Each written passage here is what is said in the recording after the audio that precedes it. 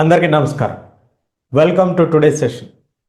ఇవాళ సెషన్లో మనం నేర్చుకోబోయేటువంటి టాపిక్ ఫ్రెంచ్ రెవల్యూషన్, ఫ్రెంచ్ విప్లవం.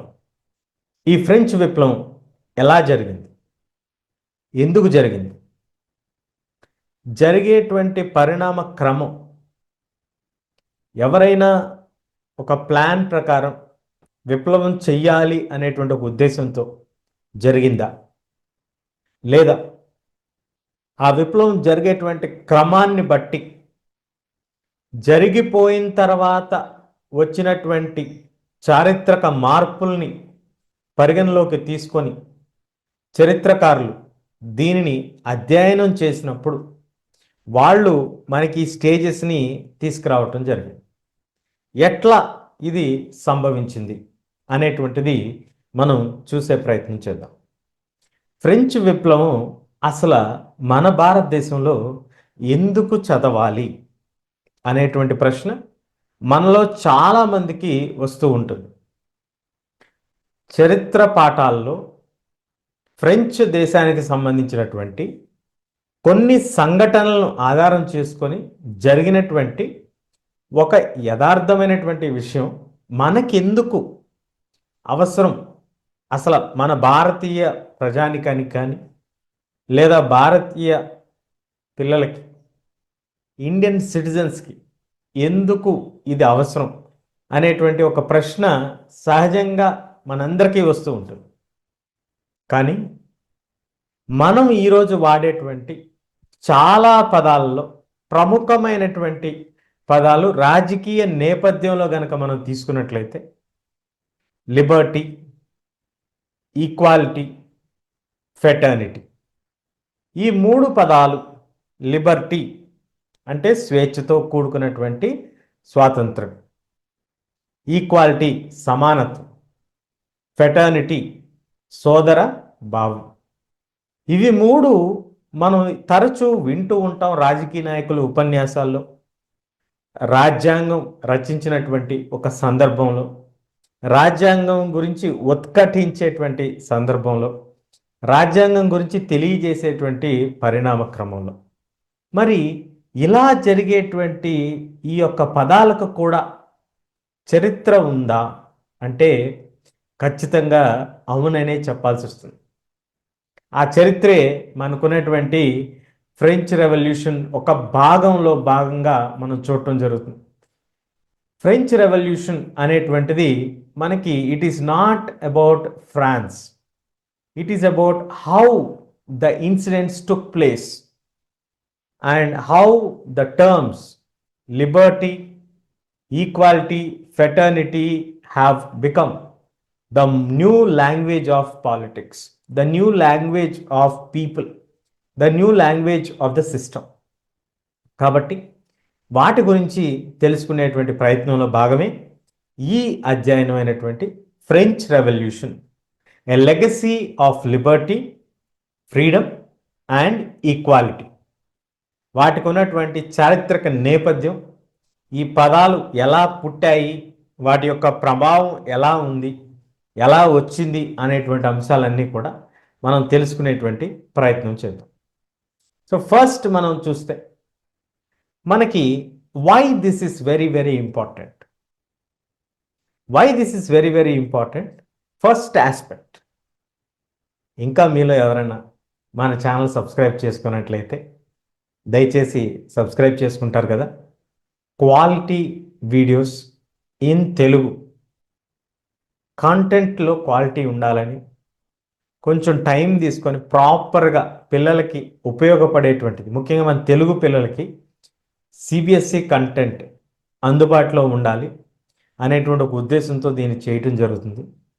మీలో ఎవరైనా పిల్లలు ఉంటే వాళ్ళకి తెలియజేయాలన్నా కూడా దయచేసి మన ఛానల్ని షేర్ చేయవలసిందిగా మనవి. సో మనం కనుక తీసుకున్నట్లయితే from monarchy to rights, this chapter French revolution takes you from a journey of a monarch ruler towards the liberation of people from monarchy into a different way of system.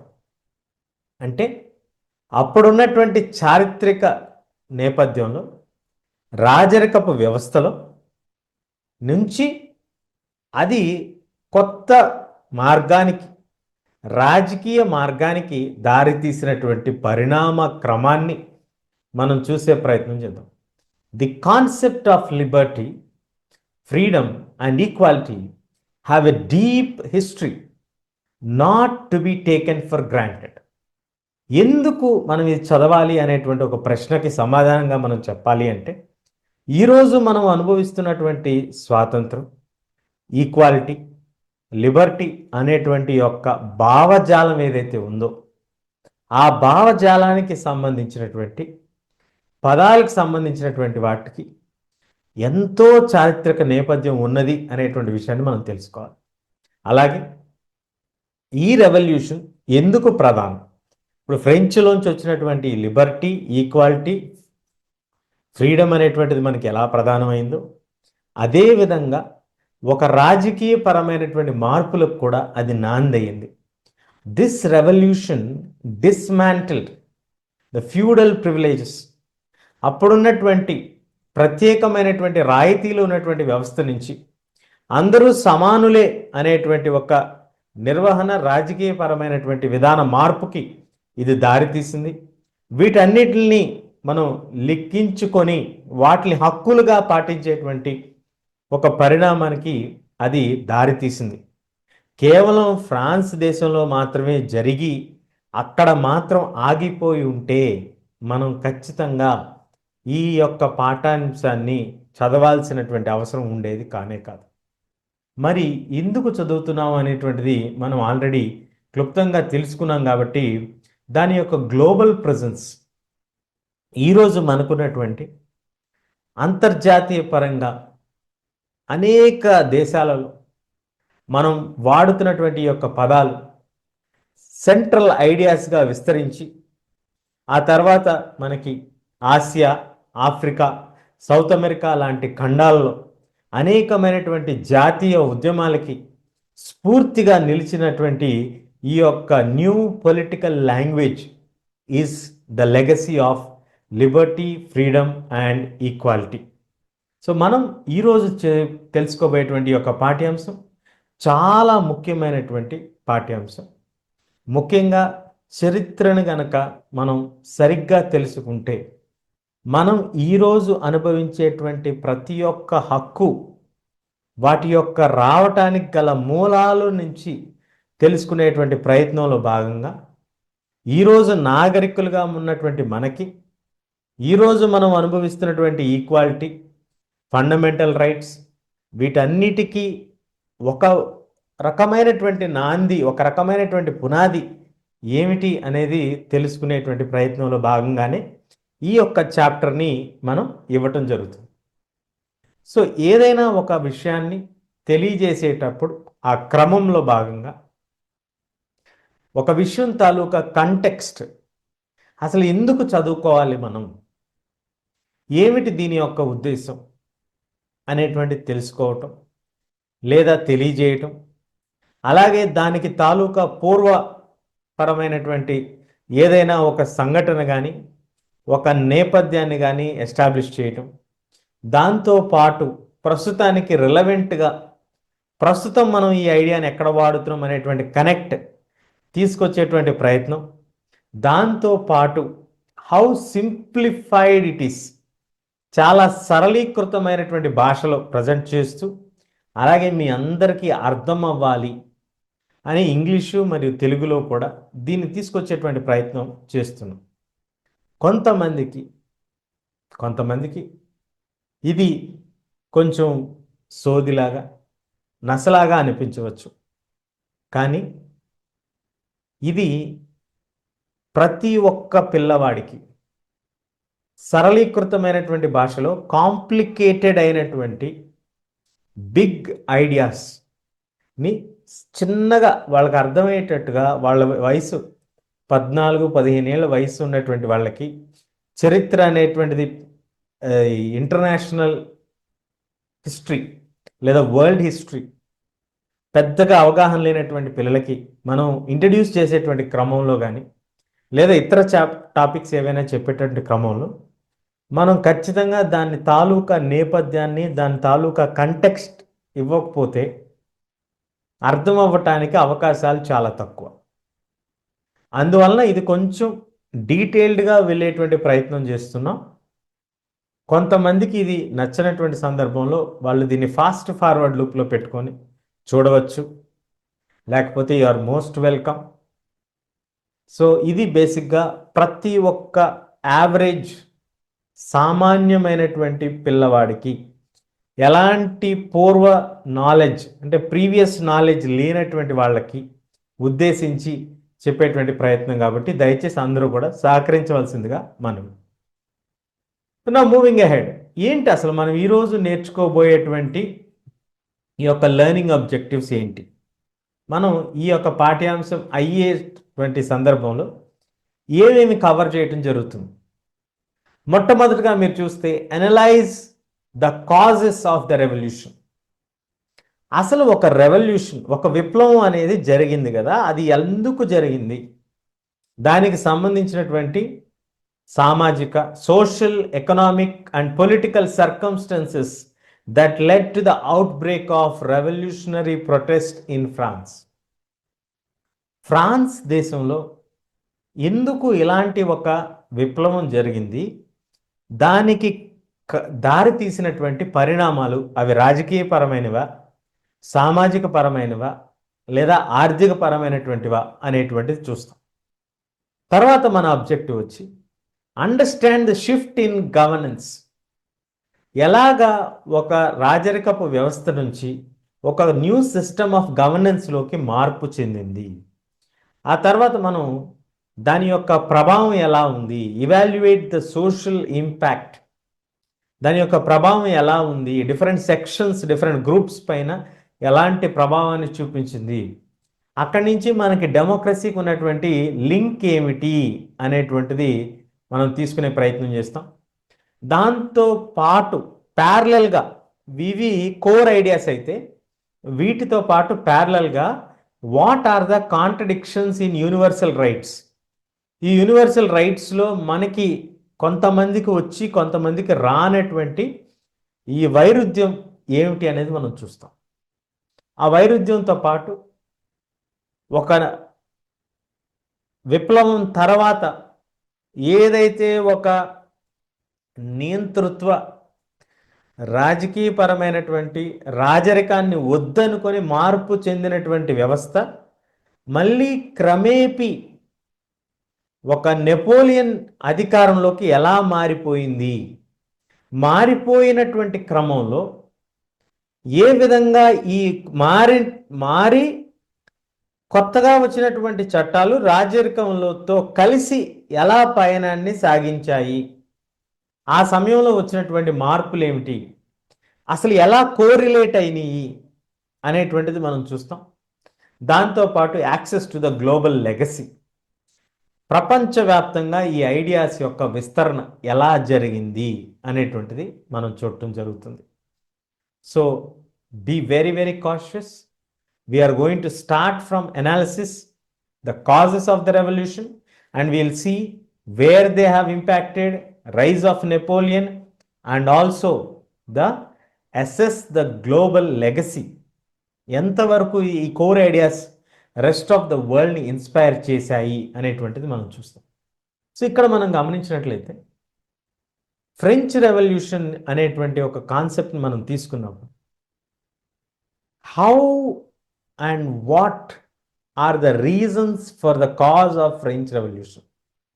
అసలు French revolution జరగటానికి ముఖ్యమైనటువంటి కారణాలు ఏమిటి, అసలు French revolution అనేటువంటిది ఎందుకు జరిగింది, దానికి రాజకీయపరమైనటువంటి కారణాలు ఉన్నాయా, ఆర్థికపరమైనటువంటి కారణాలు ఉన్నాయా, లేదా ఇతర ఇంకేమైనా కారణాలు ఉన్నాయా, ఇది జరిగినప్పుడు ఏ ఏ వర్గాల వారు ప్రభావితం చెందారు, which sections of the society got affected by them, and what are the changes that are being brought into the system.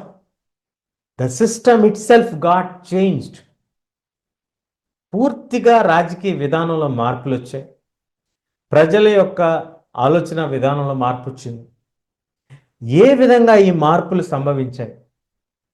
ఎందుకంటే ఈ మార్పులు సంభవించడం అనేది కొన్ని వందల సంవత్సరాల నుంచి జరుగుతున్నటువంటి ఒక వ్యవస్థని వ్యతిరేకించినటువంటి ప్రజలు ఎందుకు వ్యతిరేకించారు, ఏ కారణాల వలన వాళ్ళు వ్యతిరేకించాల్సి వచ్చింది అనేటువంటిది లోతుగా అధ్యయనం చేస్తూ ఆ దశాబ్దంలో లేదా ఆ సమయంలో అప్పుడున్నటువంటి పరిణామాలు ఏమిటి, దానికి ఉన్నటువంటి కారణాలు ఏమిటి అనేటువంటిది మనం అధ్యయనం చేద్దాం.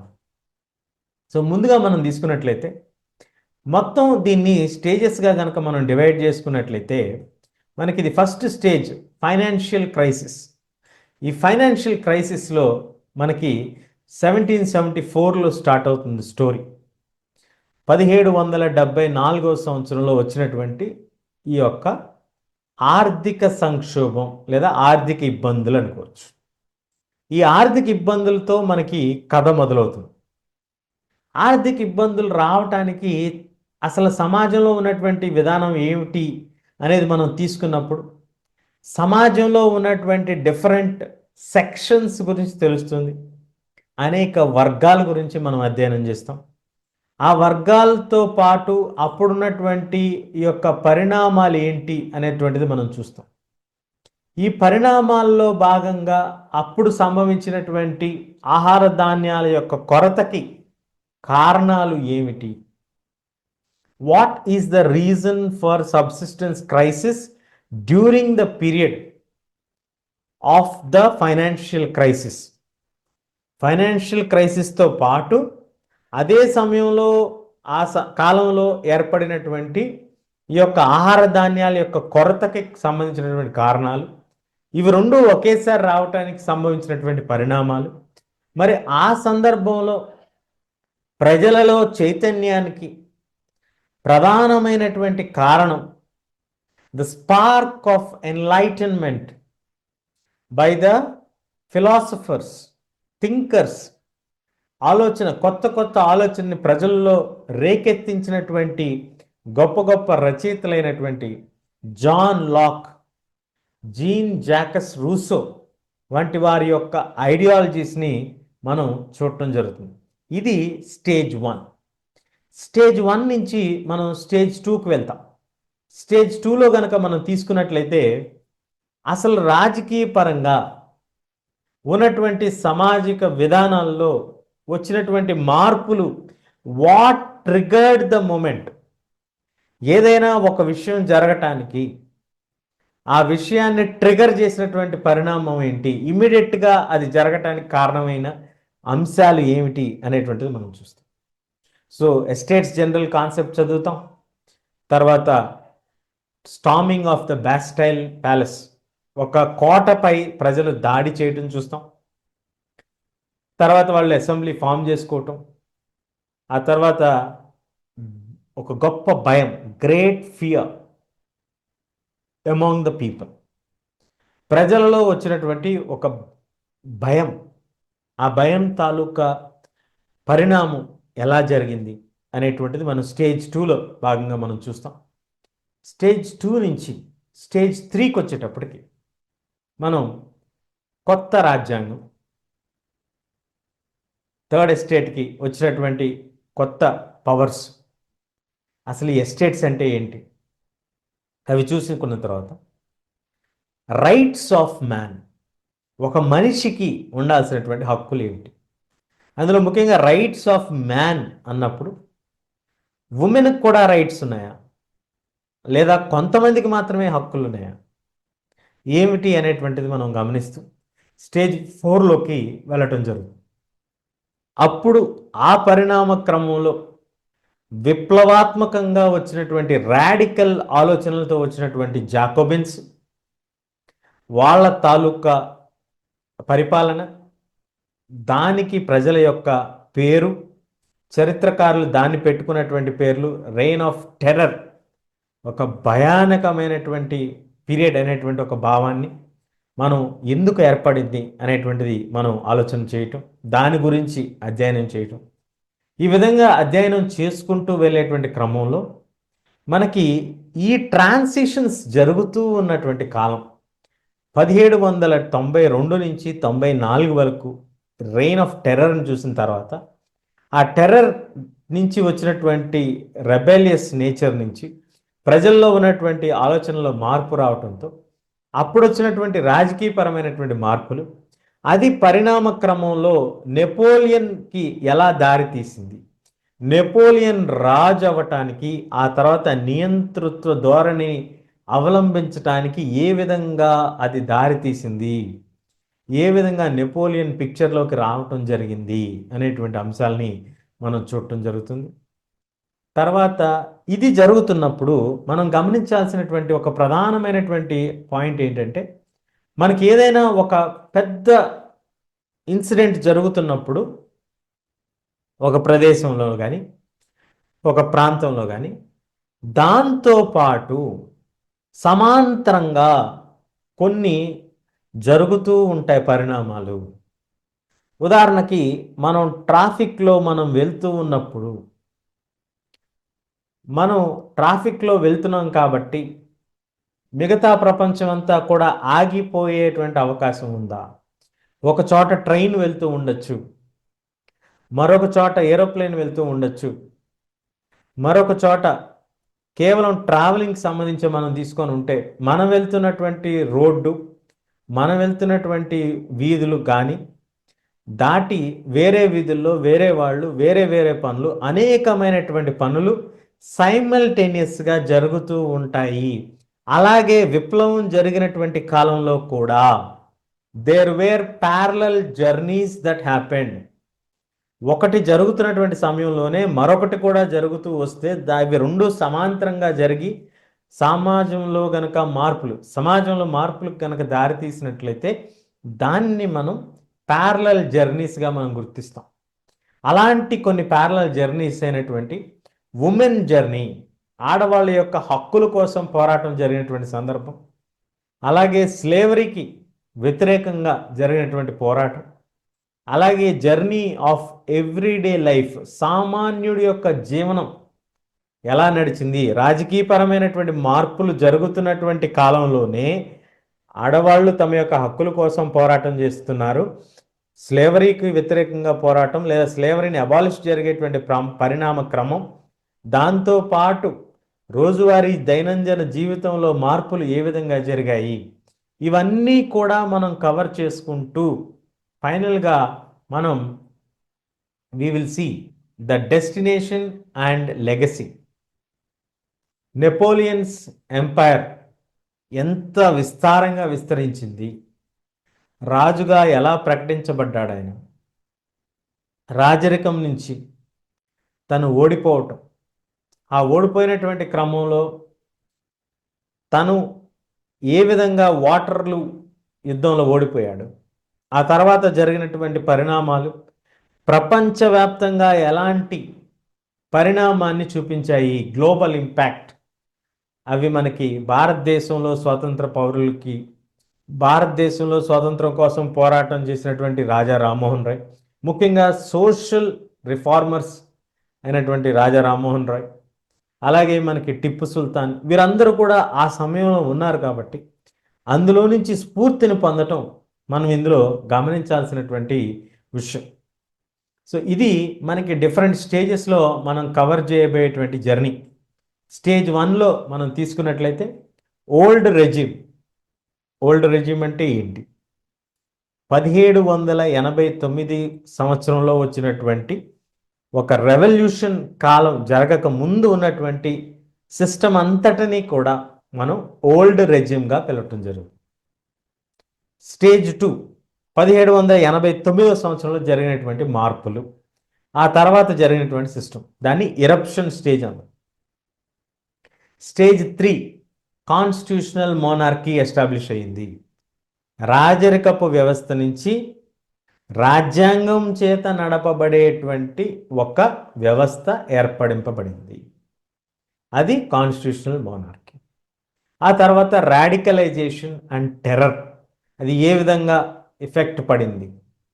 1792 నుంచి 94 మధ్యకాలంలో జరిగినటువంటి పరిణామాలు.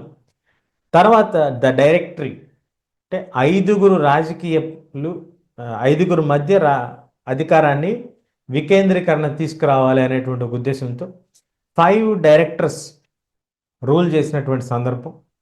1794 నుంచి 1799 వరకు 5 డైరెక్టర్స్ ఉంటారు. 5 ఇయర్స్ పాటు ఈ పరిపాలన జరిగింది. యాదృచ్ఛికమో కోయిన్సిడెన్సో నాకు తెలియదు, కానీ అది 5 ఇయర్స్ పాటే నడిచింది. ఆ తర్వాత ప్యారలల్ జర్నీస్ని మనం కవర్ చేసుకుంటూ 1789 అంతకంటే ముందు నుంచి సమాంతరంగా నడుస్తున్నటువంటి విధానాల్లో ఈ కాలంలోకి వచ్చేటువంటివి, అంటే ఒక నది ఇలా ప్రవహిస్తూ ఉన్నప్పుడు దాంతోపాటు పక్కన ప్రవహిస్తున్నటువంటి చిన్న చిన్న పాయలుగా ప్రవహిస్తున్నటువంటివి వచ్చి మొత్తం ఒక చోటకి చేరి సామాన్యుడి యొక్క జీవనంలో అవి ప్రభావాన్ని కనుక చూపించినట్లయితే ఎలాంటి పరిణామాల్ని కవర్ చేస్తున్నాయి అనేటువంటిది మనం దీంట్లో చూడటం జరుగుతుంది. సో ఇందులో భాగంగా మనం తీసుకున్నట్లయితే మనకి ఫ్రెంచ్ రెవల్యూషన్ అనేటువంటిది చాలా చాలా డీటెయిల్డ్ అనాలిసిస్ జరిగి, చాలా రీసెర్చ్ జరిగి, దాని ద్వారా జరిగినటువంటి పరిణామాల్ని మనం క్లుప్తంగా, we will not go in detail as per the research. రీసెర్చ్లో ప్రభావం చాలా ఉన్నప్పటికీ కూడా those who are interested can further explore more. We will only cover the aspects that are relevant to our grade 9 citizens. అంటే grade 9 పౌరులకు సంబంధించినంత వరకు వాళ్ళకి అర్థమయ్యేటువంటి లెవెల్లో మాత్రమే వీటిని ఇంట్రడక్టరీ లెవెల్గా మనం తీసుకోవచ్చు. We're introducing global history to the young learners mind. So we want to implant the idea that whatever they are enjoying today is accord through a rigorous process and a rigorous struggle. Anything that we are enjoying today or we are having today was not given as like that. ఏదైనా మనం ఈరోజు అనుభవిస్తున్నాము, ఈరోజు మనం చూడగలుగుతున్నాము, ఈరోజు మనం ఇది follow అవుతున్నాము అని అంటే ఆ సిస్టము, ఆ ప్రాసెస్ ఇవాల్వ్ అయ్యేటువంటి క్రమం కొంతకాలంగా కొంత చారిత్రక నేపథ్యం ఉన్నది అయితే ఆ ఉన్నటువంటి దాన్ని మనం తీసుకోవటం జరుగుతుంది. ఆ ఆస్పెక్ట్ని మనం కవర్ చేసేటువంటి ప్రయత్నం అయితే మనం చేస్తున్నాం.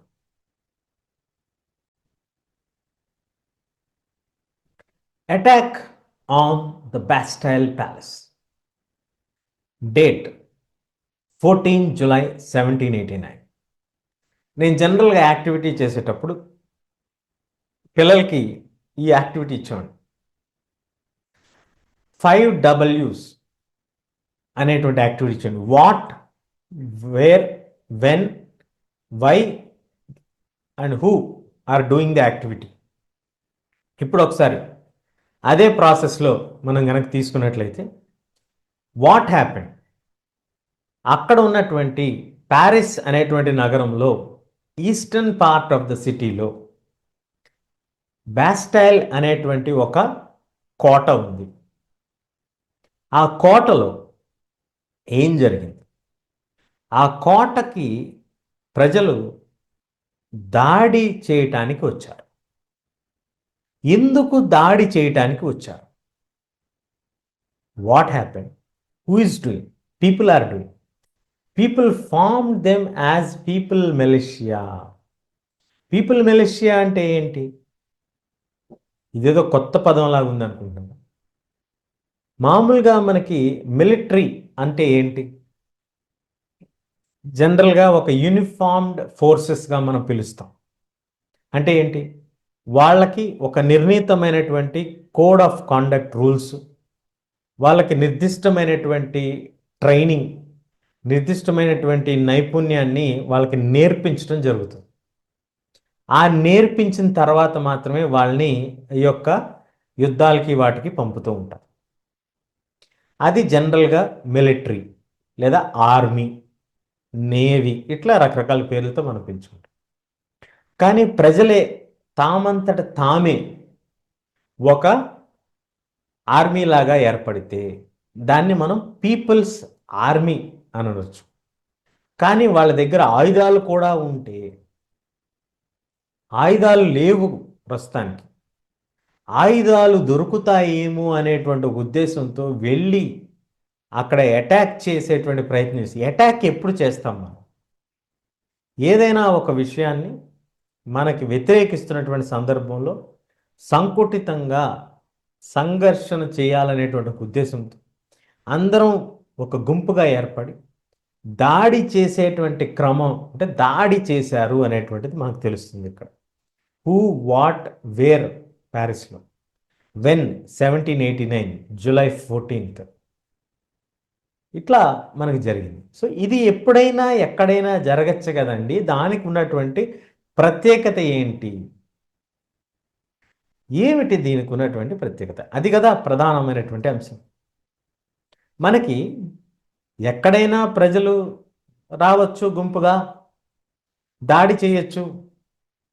అందులో ఉన్నటువంటి ప్రత్యేకమైనటువంటి విషయం ఏముంది? దానికి అటాక్ ఆన్ ద బాస్టైల్ అనేటువంటి ఒక బిరుదు, ఒక పేరు ఇచ్చి, దానికి ఒక డేట్ ఇచ్చి, దాని గురించి మనం ఎప్పుడో 1789వ సంవత్సరంలో జరిగితే దాని గురించి మనం ఎందుకు ఈరోజు మనం 2026లో కూడా చదువుకోవాలి అని అంటే సహజంగా మనకు వచ్చేటువంటి ప్రశ్నలు.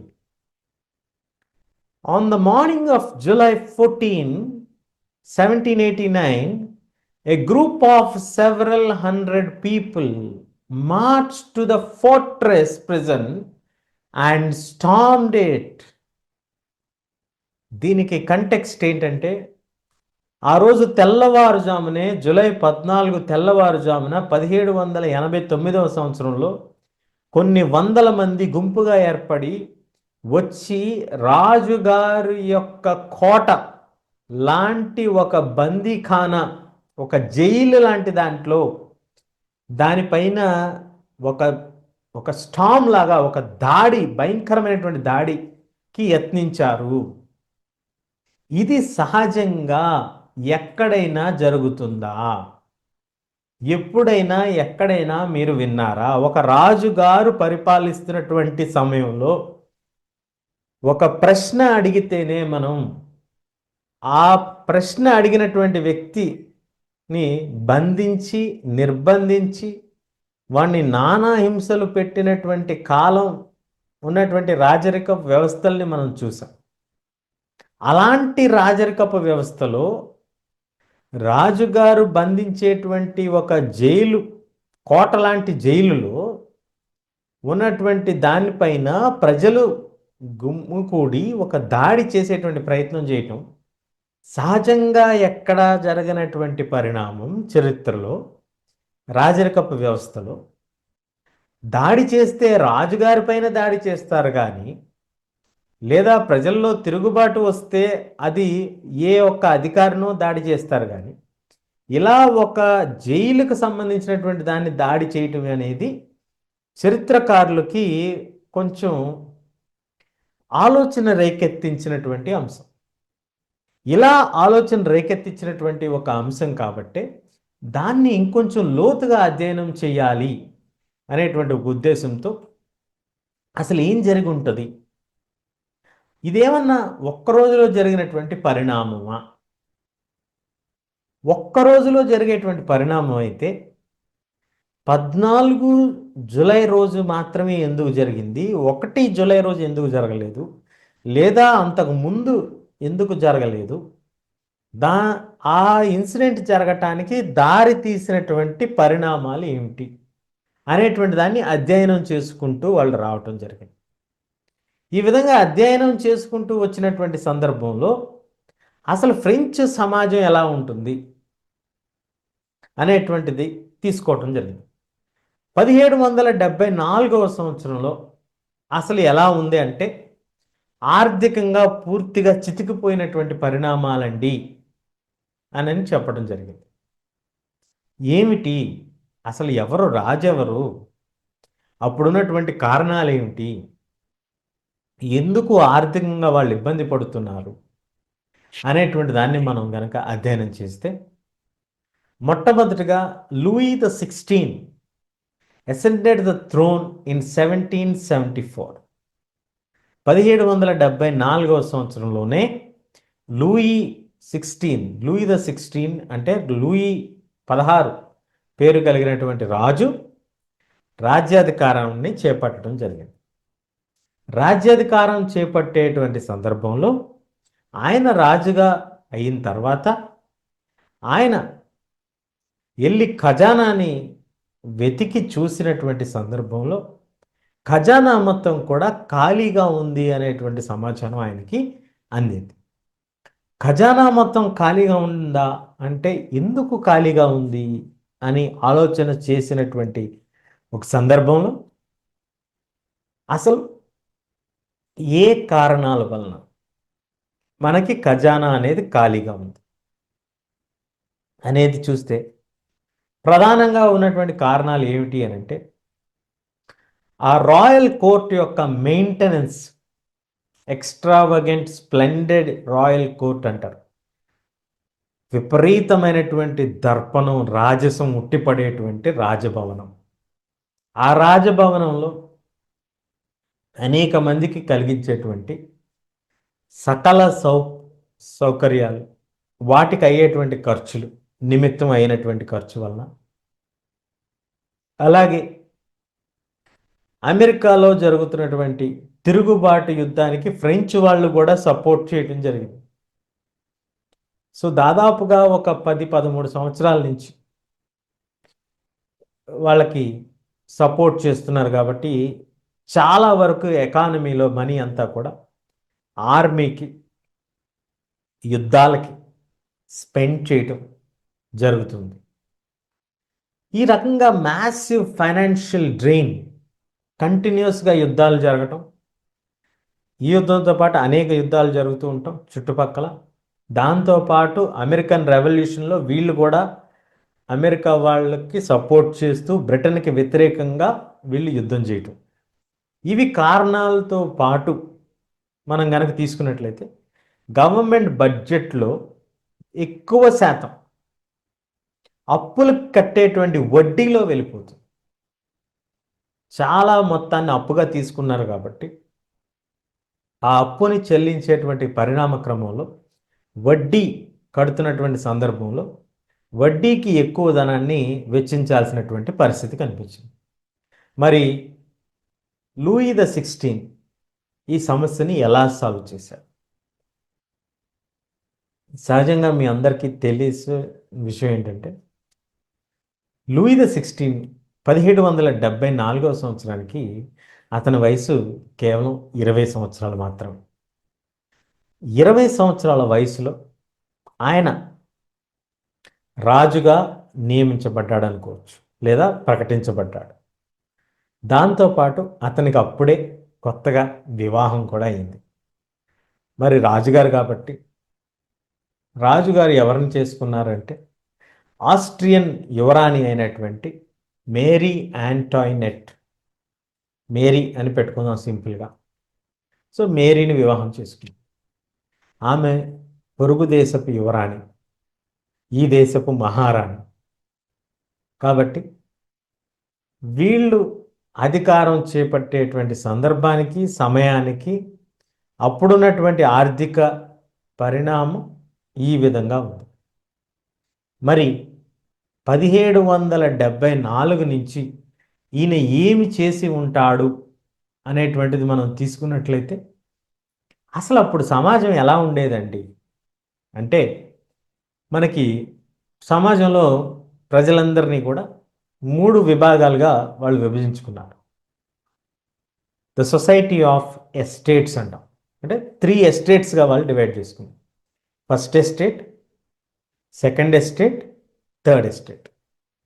ఫస్ట్ ఎస్టేట్ వాళ్ళు ఎవరు అంటే క్లర్జీ, చర్చిలో పనిచేసేటువంటి సిస్టర్స్, ఫాదర్స్, నన్స్, పోప్స్, వీళ్ళందరూ కూడా క్లర్జీ, వీళ్ళని క్లర్జీ అంటారు.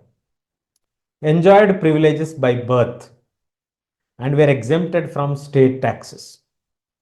వాళ్ళకి ఆ వర్గంలో పుట్టారు కాబట్టి సహజంగా వాళ్ళకి ఎటువంటి పన్నులు అనేవి వర్తించవు. అసలు ఏమైనా పన్నులు ఉన్నాయా అంటే రాష్ట్రం లేదా రాజ్యం విధించేటువంటి పన్నులు అప్పటికే 2 రకాలైనటువంటి పన్నులు ఉన్నాయి. ఒకటి తైలి, రెండవది టైత్. చర్చ్ విధించేటువంటి పన్నుని టైత్, ఈ రోజుల్లో మనకి దశమ భాగం అని పిలుస్తున్నాం కదా, దాన్నే ఫ్రెంచ్ భాషలో టైత్ అంట. అలాగే టైలి రాజ్యం విధించేటువంటి, అంటే రాజుగారు విధించేటువంటి పన్ను, అది దాదాపుగా తైలి 1/6, అది 1/10, ఇది దశమ భాగం. సో ఇట్లా మనకి 2 పన్నుల నుంచి కూడా చర్చ్ వాళ్ళలో పనిచేస్తున్నారు కాబట్టి వాళ్ళు ఏం కట్టరు, రాజ్యంలో వాళ్ళకి ప్రధానమైనటువంటి స్థానం ఉంది కాబట్టి చర్చ్ వాళ్ళ దగ్గర నుంచి ఎలాంటి పన్ను తీసుకోరు. అలాగే సెకండ్ ఎస్టేట్, నొబెలిటీ, రాజుగారి వంశస్థులు, రాజుగారి దగ్గర పనిచేసేటువంటి వాళ్ళు, నోబెల్ ఫ్యామిలీస్, వీళ్ళకు కూడా వీళ్ళు ఈ వర్గంలో పుట్టారు కాబట్టి బై బర్త్ వీళ్ళకు కూడా ట్యాక్సెస్ నుంచి ఎగ్జెంప్షన్. అంటే ఫస్ట్ ఎస్టేట్ చర్చ్ వాళ్ళు పన్ను విధిస్తారు కానీ పన్ను కట్టరు. సెకండ్ ఎస్టేట్ వాళ్ళు నోబెలిటీ, వాళ్ళు కూడా పన్ను విధిస్తారు, వసూళ్లు చేస్తారు కానీ వాళ్ళు కట్టరు. థర్డ్ ఎస్టేట్, మిగిలినటువంటి 90% జనాభా అందరూ కూడా థర్డ్ ఎస్టేట్లోనే భాగంగా వస్తారు. వాళ్ళే ఈ పన్నులన్నీ కూడా చెల్లించాలి. రాజరికపు పన్ను కానీ లేదా దశమ భాగం టైత్ పన్ను కానీ ఇవన్నీ కూడా చెల్లిస్తూ వాళ్ళ యొక్క జీవనాన్ని గడుపుతూ వాళ్ళు జీవించాల్సినటువంటి పరిణామాన్ని మనం గమనించవచ్చు. మీరు ఈ పిక్చర్లో క్లియర్గా చూడొచ్చు, రాజుగారు అలాగే ఒక మత గురువు వీళ్ళని మోసుకుంటూ వెళ్తున్నటువంటి ఒక థర్డ్ ఎస్టేట్ పర్సన్, ఒక సామాన్యుడు. ఈ ఫస్ట్ ఎస్టేట్లో చర్చ్కి సంబంధించినటువంటి వాళ్ళు, సెకండ్ ఎస్టేట్లో నోబెల్ ఫ్యామిలీకి సంబంధించిన వాళ్ళు, థర్డ్ ఎస్టేట్లో మరి ఎవరు వస్తారంటే మిగతా వాళ్ళు, సామాన్యులు, రైతులు, లాయర్లు, డాక్టర్లు, ప్రొఫెషనల్స్, వీళ్ళందరూ కూడా థర్డ్ ఎస్టేట్లో భాగంగానే వస్తారు. కాబట్టి ఈ రకంగా మనకి 3 ఎస్టేట్స్, అంటే అక్కడ ఫ్రెంచ్ సమాజం 3 భాగాలుగా విభజించబడింది అనేటువంటి విషయాన్ని మనం ఇక్కడ క్లియర్గా గమనించుకోవాలి.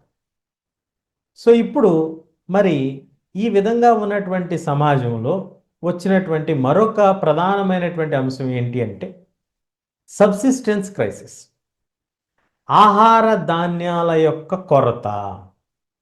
ఆర్థికమైనటువంటి ఇబ్బందులు ఉన్నాయి,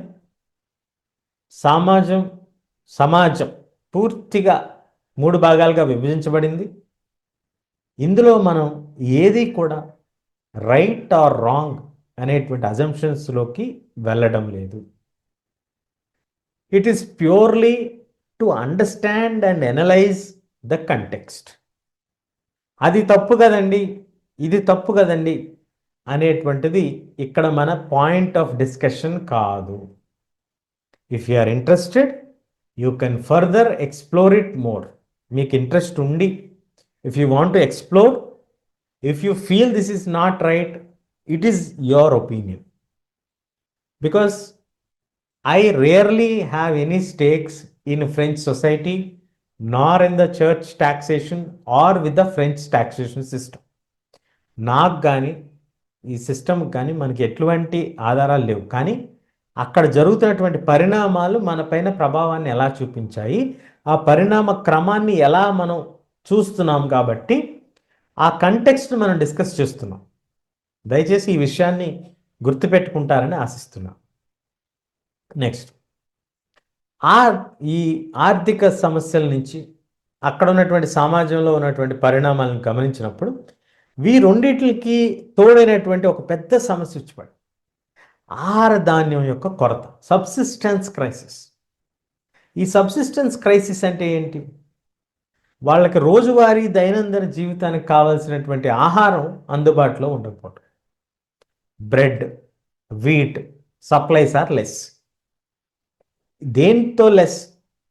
చాలామంది ఇలాగే చెప్తారు. Food is less. దేనికి less? Common man is not able to buy a bread of loaf of bread అంటే ఒక బ్రెడ్ పీస్ని కొనుక్కోలేనటువంటి పరిస్థితి ఏర్పడింది. ఎందుకు అంటే 1715వ సంవత్సరం నుంచి 1789వ సంవత్సరానికి దాదాపుగా 50 లక్షల జనాభా పెరుగుదల జరిగింది. అది ఒక ప్రధానమైనటువంటి కారణం. అంటే జనాభా పెరుగుదల ఒక ప్రధానమైనటువంటి కారణం. ఎప్పుడైతే జనాభా పెరుగుదల జరిగిందో దానితో సమానంగా మరి ఈ యొక్క ఆహార ధాన్యాల ఉత్పత్తి జరిగిందా అంటే జరగలేదు. జరిగినటువంటి ఆహార ధాన్యాల ఉత్పత్తిలో ప్రధానమైనటువంటిదంతా కూడా they are taking it to the military, they are taking it to the nobility, they are taking it to the clergy. So clergy వాళ్ళు తీసుకుంటున్నారు, ట్యాక్సుల రూపంలో తీసుకుంటున్నారు, నోబెల్స్ తీసుకుంటున్నారు, రాజకుటుంబ సభ్యులు తీసుకుంటున్నారు, అలాగే మిలిటరీ ఆర్మీ యుద్ధాలు చేస్తున్నారు, వాళ్ళకు పంపిస్తున్నారు. అలాగే రోజువారీ వేతనాలు పెరిగాయా? పెరగలేదు. సమాజంలో అసమానతలు ఉన్నాయా? ఎస్, ఉన్నాయి. ఆర్థిక అసమానతలు ఉన్నాయా? బాగా ఉన్నాయి. సామాన్యుడికి ధనవంతుడికి వ్యత్యాసం చాలా ఎక్కువగా ఉంది. మరి ఎందుకు ఇలా జరిగిందంటే బ్యాడ్ హార్వెస్ట్, పంట సరిగ్గా చేతికి రాకపోవటం. దానికి కారణం ఫెమైన్స్ అవ్వచ్చు, కరువులు అవ్వచ్చు, విపరీతమైనటువంటి చలి కారణం కావచ్చు, సరైన టైంలో వర్షాలు కురవకపోవటం కావచ్చు. ఇట్లా రకరకాల కారణాల వలన సరైనటువంటి ఆహార ధాన్యాల ఉత్పత్తి జరగకపోవటంతో దీని యొక్క ఆహార ధాన్యాల యొక్క ధర పెరగటం జరిగింది. ఆహార ధాన్యాల ధర పెరిగినటువంటి క్రమంలో సామాన్యులు రోజువారీ వేతనాలపై ఆధారపడి జీవించే వాళ్ళ యొక్క ఆదాయం లిమిటెడ్గా ఉంటుంది. కాబట్టి వాళ్ళ యొక్క ఆదాయం 1000 రూపాయలు ఉంటే 1000 రూపాయల నుంచే వాళ్ళు ఖర్చు పెట్టుకోవాలి. కాబట్టి పెరిగినటువంటి ఆహార ధాన్యాల యొక్క ధరతో సమానంగా వాళ్ళ వేతనాలు కూడా పెరిగి ఉంటే ఇది ఈజ్ ఏ కోరిలేషన్ అంతే. అంటే ఒకవేళ ఇలా జరుగుంటే ఇలా జరిగేది కాదేమో అనేటువంటి ఒక ఆలోచన మనం చూద్దాం. జీతాలు కనుక పెరిగి ఉంటే వీళ్ళకి ఆహార ధాన్యాలను కొనుక్కోగలిగేటువంటి స్తోమత ఉండేది.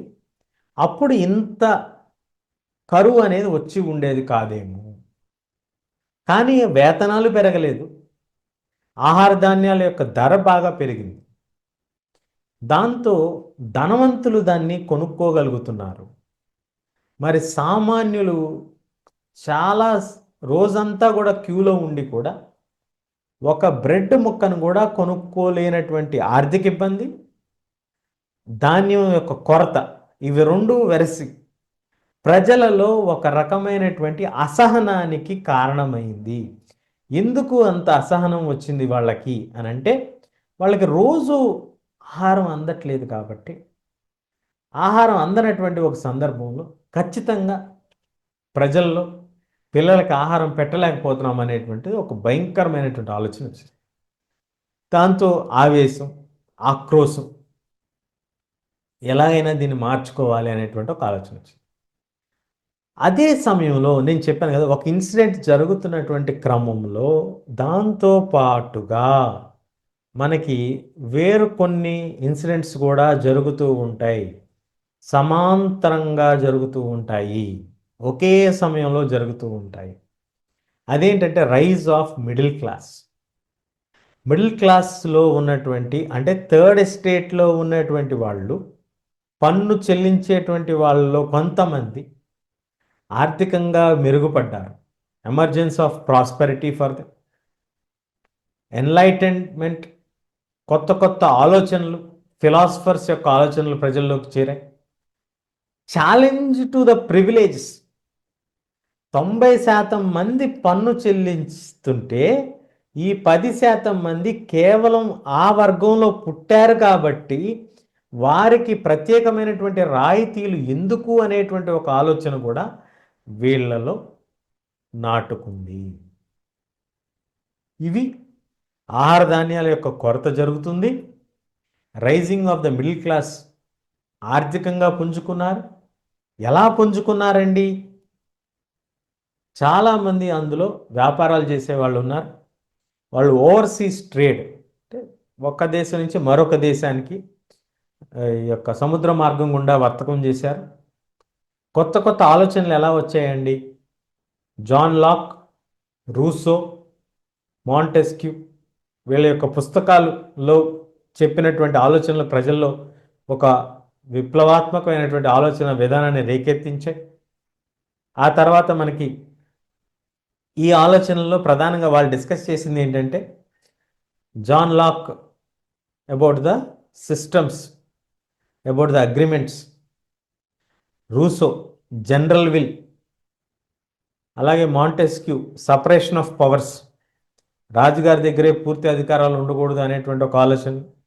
ఇవన్నీ కూడా అంటే ఒక సిస్టమ్ ఆఫ్ గవర్నెన్స్, ప్రజల్లోంచి ఎలాంటి ఒక అప్పటి వరకు ఉన్నటువంటి డివైన్ రైట్ థియరీ, ఈ డివైన్ రైట్ థియరీ అంటే ఏంటి అనేది మనం చూద్దాం.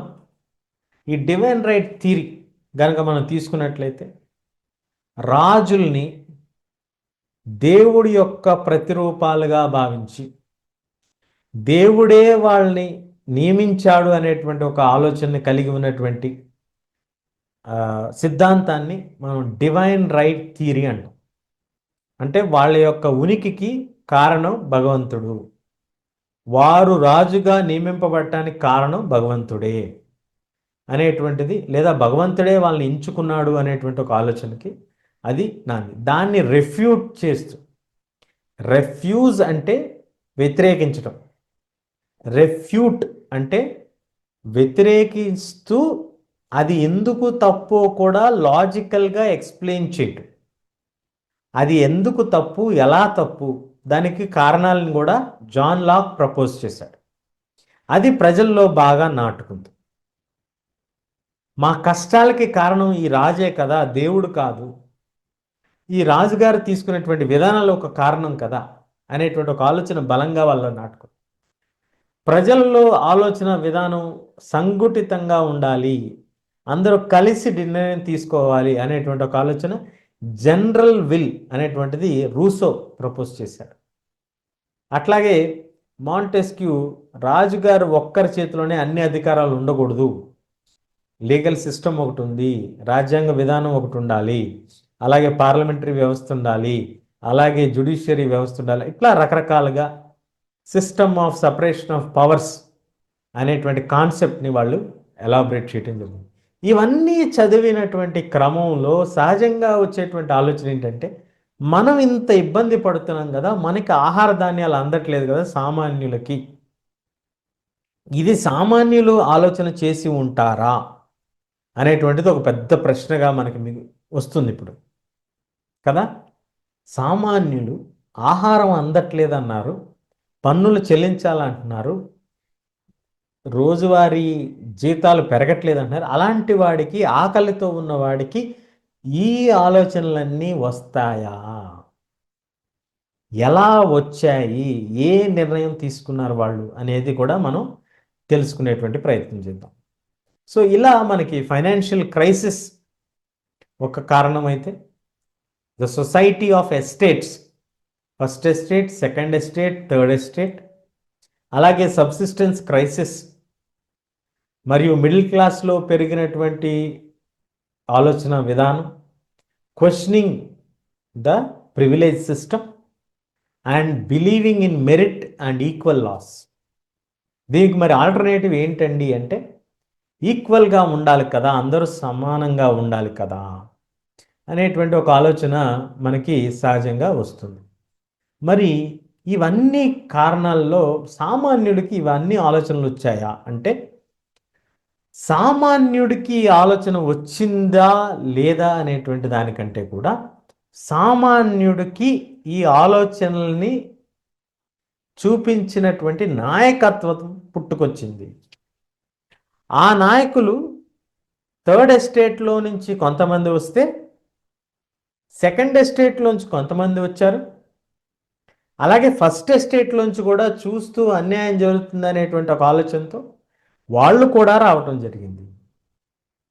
సో వాళ్ళని నడిపించారు. వాళ్ళలో ఉన్నటువంటి ఆవేదన, వాళ్ళలో ఉన్నటువంటి ఆవేశాన్ని ఛానలైజ్ చేయబడ్డారు. అలా ఛానలైజ్ చేయబడి ఆ ఆలోచనల మొత్తాన్ని సంఘటితం ఎలా జరిగింది? ఎందుకంటే when you are handling this many people, ఇంతమంది ప్రజలు ఒక విప్లవానికి ఎలా దారితీసింది? ఒకరి ఇంట్లో ఆహారం అందట్లేదు అన్నప్పుడు, ఒకరింట్లో అధికంగా ఆహారం ఉండి మరొకరు కష్టపడి దాన్ని చెల్లిస్తున్నటువంటి సందర్భంలో నుంచి ప్రజలలో ఒక ఆలోచన విధానానికి ఆ పునాదులు వచ్చి కష్టాల్లో నుంచి వచ్చినటువంటి ఆవేశం, కన్నీళ్ళలో నుంచి ఏ విధంగా అది రివోల్ట్గా మారింది అనేటువంటిది మనం చూద్దాం. So we're moving to the phase 2. ఇప్పటి వరకు మనం ఏం చూసాం? French society. How is the French society? French society is divided into 3 estates. French society was ruled by Louis XVI. Who is Louis XVI? The ruler of France. From when? From 1774. What were the reasons for financial crisis? Wars, royal expenditure, and rate of interest that is paid on debt. Then, what is the reason for subsistence crisis? What are the new ideas that have come? ఇవన్నీ కూడా మనం discuss చేసుకోవటం జరిగింది. This is phase 2. Phase 2లో మనం గమనించాం.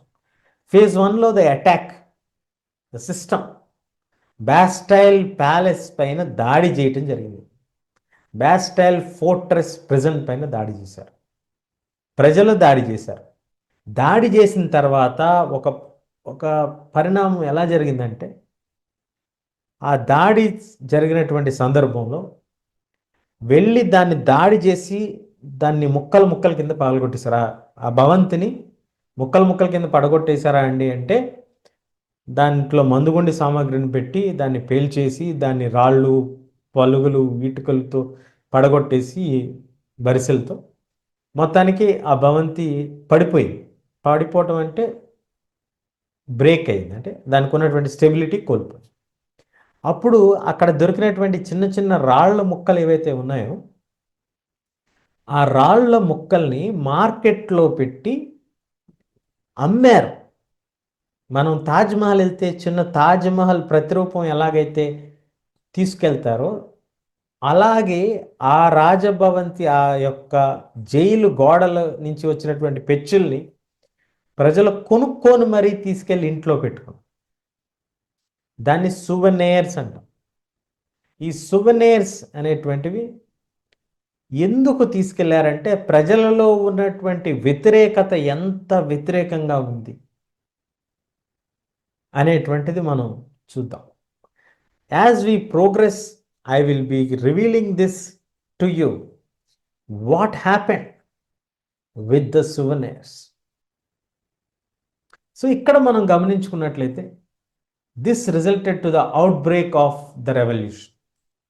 So ఇంత పరిణామం జరిగింది కాబట్టి ఈ పరిణామాలన్నీ వెరసి ప్రజలలో ఆలోచన విధానంలో మార్పు వచ్చింది. ఈ యొక్క కోటపై దాడి చేశారు. దాంట్లో ఉన్నటువంటి అధికారిపై ఏం జరిగింది తెలుసుకుందాం. So outbreak of the revolution. ప్రధానంగా మనకి రెవల్యూషన్ జరగటానికి ప్రధానమైనటువంటి కారణం ఏంటంటే conflict over voting and king's rejection and walkout. అప్పటి వరకు మనకి ఎస్టేట్స్ జనరల్, మనం ఇప్పుడు ఎక్కడికి వచ్చాం? 5th May 1789లో జరిగినటువంటి ఒక రాజరికపు పిలుపు మేరకు ఏర్పడినటువంటి మీటింగ్, దాన్నే మనం ఎస్టేట్స్ జనరల్ మీటింగ్ అంట. ఇది దాదాపు ఒక 175 సంవత్సరాల క్రితం, అంటే 1614 సంవత్సరంలో జరిగింది. ఆ తర్వాత 1789 సంవత్సరంలో మాత్రమే జరిగింది. ఈ 1789 సంవత్సరంలో పిలిచినటువంటి సందర్భానికి అప్పుడున్నటువంటి estates 3 estates. First estate, second estate, third estate. First estate ఎవరు? Church, clergy. సెకండ్ ఎస్టేట్ ఎవరు? రాజవంశికులు, నొబెల్స్. థర్డ్ ఎస్టేట్ ఎవరు? సామాన్యమైనటువంటి ప్రజలు. ఇప్పుడు ఒక్కొక్క ఎస్టేట్కి ఒక్కొక్క ఓటు అనేటువంటిది ఉంది. ఇప్పుడు మొత్తం మనకి ఎన్ని ఎస్టేట్లు ఉన్నాయి? 3 ఎస్టేట్లు ఉన్నాయి. 3 ఎస్టేట్లకి సంబంధించి ఓటు కనుక జరిగితే ఫస్ట్ 2 ఎస్టేట్స్ వాళ్ళు ఎలాగో పన్ను చెల్లించరు కాబట్టి వాళ్ళు ఒకళ్ళ పన్ను పెరగాలి అనేటువంటి ప్రతిపాదన వస్తే వాళ్ళు ఖచ్చితంగా ఒప్పుకొని తీరుతారు. అందులో ఏమీ అనుమానం లేదు, ఎందుకంటే వాళ్ళు చెల్లించరు కాబట్టి. థర్డ్ ఎస్టేట్ వాళ్ళు నో అని చెప్పినా కూడా 2 వర్సెస్ 1 మెజారిటీ ఓటుతో అది అప్రూవ్ అయిపోదు. కాబట్టి ఈ థర్డ్ ఎస్టేట్ వాళ్ళు రాజుగారికి ఒక డిమాండ్ చేశారు. అయ్యా, మాకు చాలా సమస్యలు ఉన్నాయి. ఈ ఓటింగ్ విధానం ఏదైతే ఉందో వాళ్ళు ఫస్ట్ ఎస్టేట్ వాళ్ళు ఒక 300 మంది, సెకండ్ ఎస్టేట్ వాళ్ళు ఒక 300 మంది కలిసి వచ్చారు కదా, మేము 600 మంది ఉన్నాం.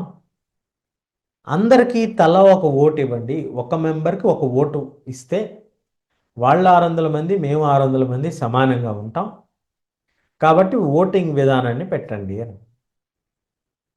రాజుగారు సహజంగా తన యొక్క ఆలోచనలను పెట్టి ఎప్పుడూ కూడా నిర్ణయాన్ని తీసుకోలేదు. లూయిస్ ద 16 కేసులో ఆయన ఏం చేశాడు? అప్పుడున్నటువంటి మంత్రులు, నోబిలిటీ వాళ్ళని సలహాలు అడిగితే ఇంతకుముందు ఎప్పుడూ మనం ఇలాంటిది చేయలేదండి, కాబట్టి ఇలాంటి ఐడియా మనకు వద్దు అనేటువంటిది వాళ్ళు సహజంగా చెప్పారు. దాంతో వాళ్ళు చెప్పినటువంటి క్రమంలో రాజుగారు ఈ ఐడియాని రిజెక్ట్ చేశారు. రాజుగారు ఎప్పుడైతే ఈ ఐడియాని రిజెక్ట్ చేశారో scene becomes rejection and walkout. అక్కడి నుంచి వాకౌట్ చేయాల్సినటువంటి పరిణామం ఏర్పడింది. ఎందుకు? అప్పటికే ప్రజల్లో రాజుగారు దైవాంశ సంభూతులు కాదు, దైవానికి రాజుకి సంబంధం లేదు, ప్రజల యొక్క అభిప్రాయాన్ని గౌరవించాల్సిందే, జనరల్ విల్, రాజుగారి దగ్గరే అన్ని అధికారాలు ఉండకూడదు అనేటువంటి ఆలోచనలు అప్పటికే సామాన్యులకి అందుతున్నటువంటి ఒక సందర్భం, లేదా ఒక వర్గం వారికి ఖచ్చితంగా అందుతున్నాయి. ఈ థర్డ్ ఎస్టేట్లో ఆ వెల్దీ మిడిల్ క్లాస్ పీపుల్ ఎప్పుడైతే ఈ ఆలోచనని వాళ్ళు వద్దన్నారో వాళ్ళు రిజెక్ట్ చేసి బయటికి వెళ్ళిపోయినటువంటి సందర్భం మనకి ఇక్కడ కనిపిస్తుంది. అలా బయటికి వెళ్ళిపోయినటువంటి వాళ్ళు తర్వాత ఏం జరిగింది అనేటువంటిది మనం తీసుకుంటే, the conflict and third estate stand. ఒక ఓటు ఇవ్వండి అని అడిగారు, వాళ్ళు నో అని చెప్పారు. సో థర్డ్ ఎస్టేట్ వాళ్ళు వాకౌట్ చేసుకుంటూ వెళ్ళిపోయారు. ఇలా వాకౌట్ చేసుకుంటూ వెళ్తూ వాళ్ళు టెన్నిస్ కోర్ట్కి వెళ్ళటం జరిగింది. ఆ టెన్నిస్ కోర్ట్కి వెళ్ళినటువంటి సందర్భంలో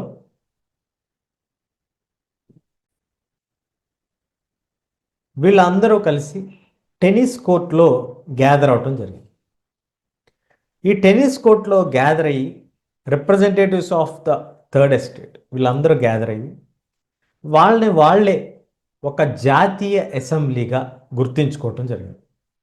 ఈ ఇండోర్ టెన్నిస్ కోర్ట్లో భాగంగా ఇది జూన్ 20, 1789లో జరిగినటువంటి పరిణామం. అంటే 5th మేన వీళ్ళు వాకౌట్ చేశారు. తర్వాత వీళ్ళందరూ కలిసి ఒక అసెంబ్లీగా ఫామ్ అయ్యి దాన్నే జాతీయ అసెంబ్లీగా వాళ్ళు ఇచ్చేసుకున్నారు. వీళ్ళ యొక్క ప్రధానమైనటువంటి లక్ష్యం ఏమిటి అంటే, రాజుగారి యొక్క అధికారాలని కూడా రాజ్యాంగానికి లోబడే ఉండాలి. ఇది వీళ్ళ యొక్క ప్రధానమైనటువంటి ఆలోచన. రాజుగారి యొక్క అధికారాలు, the powers of the monarch are also to be limited by the constitution. మనందరికీ ఒక రాజ్యాంగం ఉండాలి, ఆ రాజ్యాంగానికి లోబడే రాజుగారి యొక్క అధికారాలు కూడా ఉండాలి అనేటువంటి ఒక ఆలోచన వీళ్ళు పెట్టుకొని దాని నుంచి నడుపుకుంటూ వీళ్ళు దీన్ని చేసుకుంటూ రావటం జరిగింది. సో ఇక్కడ వీళ్ళు ఒక కొత్త సంస్కృతికి నాంది పలికారు, ఒక మార్పుకి నాంది పలకటం జరిగింది. మరి పాపులర్గా జరిగినటువంటి మూమెంట్స్ కనుక మనం తీసుకున్నట్లయితే మనకి 1789 జూలైలో, జూన్ 20కి ఆల్రెడీ వీళ్ళు అసెంబ్లీ ఫామ్ అయ్యారు. ప్రజల్లో ఈ డిస్కషన్ నడుస్తుంది, ప్రజల్లో ఈ ఆలోచన పెరుగుతుంది. ఇలాంటి ఒక సందర్భంలో చలికాలం, విపరీతమైనటువంటి చలి ఉన్నటువంటి సందర్భంలో, ఆహార ధాన్యాల కొరత ఉన్నటువంటి సందర్భంలో జూలై 14, 1789లో మనకి బాస్టైల్ ప్రిజన్ పైన దాడి జరిగింది. ఈ బాస్టైల్ ప్రిజన్ పై దాడి జరిగి దాంట్లో వాళ్ళు ఘర్షణ పడినటువంటి సందర్భంలో దాని నుంచి విరిగినటువంటి రాళ్ల ముక్కలు వాటిని సువనీర్గా ప్రజలు పెట్టుకున్నారు. ఎందుకు పెట్టుకున్నారు అని అంటే ఆ యొక్క బాస్టైల్ ఫోర్ట్రెస్ ప్రిజన్ అనేది ఏదైతే ఉందో అందులో కేవలం 7గురిని మాత్రమే బంధించారు. అంత పెద్ద కోటలో, మీరు చూస్తున్నటువంటి కోటలో 7గురిని మాత్రమే పెట్టారు. ఆ 7గురు కూడా ఎవరు? ఎవరైతే రాజుగారి మాటని వ్యతిరేకిస్తారో వాళ్ళని మాత్రమే అక్కడ పెట్టారు. అందుకే ప్రజలలో విపరీతమైనటువంటి ఆందోళనకి, విపరీతమైనటువంటి హేట్రెడ్కి ఆ యొక్క బాస్టైల్ ఫోర్ట్రెస్ ప్రిజన్ అనేటువంటిది ఒక సూచికగా నిలిచింది. దాన్ని వ్యతిరేకించడం వీళ్ళలో, ప్రజల్లో ఒక రాజుగారికి వ్యతిరేకత వ్యక్తం చేసినట్లే అనేటువంటి ఒక ఆలోచన, రాజరిక విధానానికి కూడా వ్యతిరేకత వ్యక్తం చేసినట్టుగానే వీళ్ళు భావించారు. మరి ఇలా జరిగినటువంటి సందర్భంలో ప్రజలు ఎప్పుడైతే దాడి చేశారో అప్పుడు సహజంగా ఇక్కడి నుంచి రాజుగారు ఒక చర్య చేపడతారు. ఆ చర్య ఎలా చేపడతారు అనేటువంటిది ఒక భయం, great fear in the country side. రాజ్యం అంతటా, ముఖ్యంగా ప్యారిస్, అలాగే మిగతా ప్రాంతాలు, గ్రామీణ ప్రాంతాల్లో కూడా ఒక వార్త వచ్చిందనమాట. ఏంటది? రాజుగారు సైన్యాన్ని పంపించబోతున్నారు ఈ యొక్క దాడిని అణగదొక్కటానికి అనేటువంటి ఒక ఆలోచనకి వాళ్ళకి గ్రేట్ ఫియర్ అటాక్ వచ్చింది. దాంతో రాజుగారి యొక్క ఆనవాళ్ళకి లేదా రాజుగారు పంపించేటువంటి శక్తి ఎవరికి ఉంది అంటే నోబెల్స్కి ఉంది. ట్యాక్స్ వసూలు చేసేటువంటి నోబెలిటీకి ఉంది కదా. ఆ నోబెలిటీ ఉండేటువంటి ఇళ్ళని చట్యూ అంటారు. అంటే వాడి యొక్క పెద్ద భవంతుల్ని చట్యూస్ అంటారు. ఆ చట్యూల పైన దాడి జరిగింది. దాడి చేసినటువంటి ప్రజలు, గ్రామాలస్తులు, ఆ గ్రామీణ స్థాయిలో ఉన్నటువంటి పెద్ద దగ్గరికి దాడి చేస్తే అక్కడ ఉన్నటువంటి వాళ్ళ యొక్క బాకీల తాలూకా పత్రాలన్నింటిని కూడా తగలబెట్టేయటం జరిగింది. ఈ విధంగా చర్యలు చేపట్టినటువంటి సందర్భంలో తమ యొక్క ప్రాణ రక్షణ నిమిత్తం రాజుగారు సైన్యాన్ని పంపించాల్సింది అనేటువంటిది వాళ్ళు పారిపోయి వేరే చోట వారి కుటుంబ సభ్యులు, నోబిలిటీ వాళ్ళు వెళ్ళి రక్షణ పొందిన తర్వాత ఆర్మీతో వెనక్కి వచ్చినటువంటి సందర్భాలు మనకి కనిపిస్తూ ఉంటాయి. ఈలోపు జరిగినటువంటి నష్టం ఇది. సో ఇంత ప్రజలలో ఇంత వ్యతిరేకత రావటం మనం జూలై 1789లో ప్రధానంగా మనం గమనించాల్సినటువంటి విషయం. ఒక సామాన్యమైనటువంటి ఇన్సిడెంట్గా మనం తీసుకోవటానికి లేదు. ఎందుకు లేదు అని అంటే మనం దీన్ని 4 పార్ట్స్గా మనం డివైడ్ చేసుకోవచ్చు. 17 మే 5న జరిగినటువంటి జనరల్ అసెంబ్లీలో జరిగినటువంటి పరిణామాలు, దాని తర్వాత నేషనల్ అసెంబ్లీ ఫామ్ అవటం, జూలై 14న పాపులర్ రివోల్ట్ జరగటం. సో ఆగస్టు 4కి వచ్చేపాటికి రాజుగారు ఈ యొక్క ఎస్టేట్స్ విధానాన్ని నేను రద్దు చేస్తున్నాను, నేను పూర్తిగా మీ నేషనల్ అసెంబ్లీని గుర్తిస్తున్నాను అనేటువంటి ఒక వార్తని ఒక ఆజ్ఞ రూపంలో, ఒక డిక్రీ రూపంలో abolishing the feudal system, tithe and clerical privileges, ఇవన్నిటిని కూడా రద్దు చేస్తున్నాను అనేటువంటి ఒక ఉద్దేశం, ఒక చట్టాన్ని ఆయన ప్రజలకి చెప్పడం జరిగింది. ఇది ప్రజలలో ఒక గొప్ప విజయం సాధించినట్టుగా వాళ్ళు దారితీశారు. ఇది విజయం సాధించినట్టుగానేనా కాదా అని అంటే సాధించినట్టే అని మనం ఒక రకంగా చెప్పుకోవచ్చు. అప్పటి వరకు వాళ్ళు ఇబ్బంది పడుతున్నటువంటి ప్రధానమైనటువంటి సమస్య ఏంటి? పన్నుల విధానం, ఆహార ధాన్యాల కొరత, డిస్క్రిమినేషన్, ఇన్ఈక్వాలిటీ, వీటన్నిటిని రద్దు చేస్తూ వాళ్ళకే అధికారాన్ని ఇస్తూ వాళ్ళనే ద టార్చ్ బేరర్స్ ఆఫ్ పవర్గా గుర్తిస్తూ మీరే నిర్ణయం తీసుకోండి, మొన్నటి వరకు ఓటు వేసేటువంటి హక్కు ఇవ్వమంటే కూడా ఇవ్వనన్నటువంటి రాజుగారు నేరుగా మీరే నిర్ణయం తీసుకోండి, మిమ్మల్ని నేను జాతీయ సభగా గుర్తిస్తున్నాను అనేటువంటి ఒక నిర్ణయాన్ని అఫీషియల్గా అనౌన్స్ చేయటం ప్రజల యొక్క దాడికి జరిగినటువంటి ఒక రిటాలియేటరీ రెస్పాన్స్గా మనం చెప్పుకోవచ్చు. ప్రజలు జూలై 14న దాడి చేశారు, ఆ తర్వాత అనేక చోట్ల దాడి జరిగింది. దాదాపు 20 రోజుల తర్వాత రాజుగారు దీన్ని గుర్తించడం జరిగింది. కాబట్టి ఇది ఒక సమూలమైనటువంటి మార్పులకి నాంది పలికింది.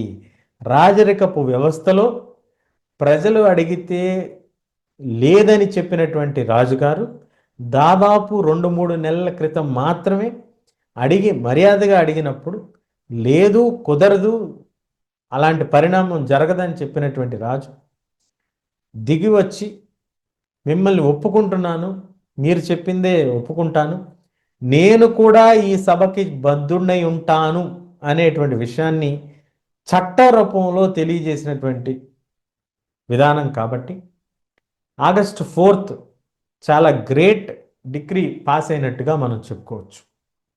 ఇది one side of the version. మనం ఆల్రెడీ చెప్పుకున్నాం, there are parallel journeys that are happening, but before we go to that, let us see what has France been declared to.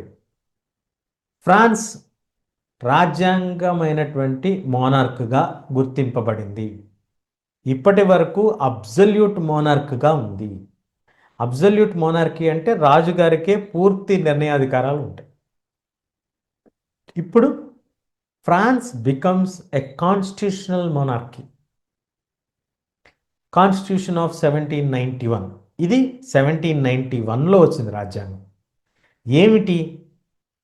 The national assembly July 1789, June 20, 1789కి form అయితే దాదాపు 2 సంవత్సరాల కాలం వాళ్ళు తీసుకొని government యొక్క పవర్స్ని డివైడ్ చేస్తూ లెజిస్లేచర్, ఎగ్జిక్యూటివ్, జ్యుడిషియరీగా డివైడ్ చేసి దాన్ని established rights of man and సిటిజన్స్గా డిక్లేర్ చేసి వాటిని గ్యారంటీడ్ చేస్తూ పుట్టుకతోనే, అంటే పుట్టినటువంటి సందర్భం నుంచి వాళ్ళకి రైట్స్ ఉంటాయి.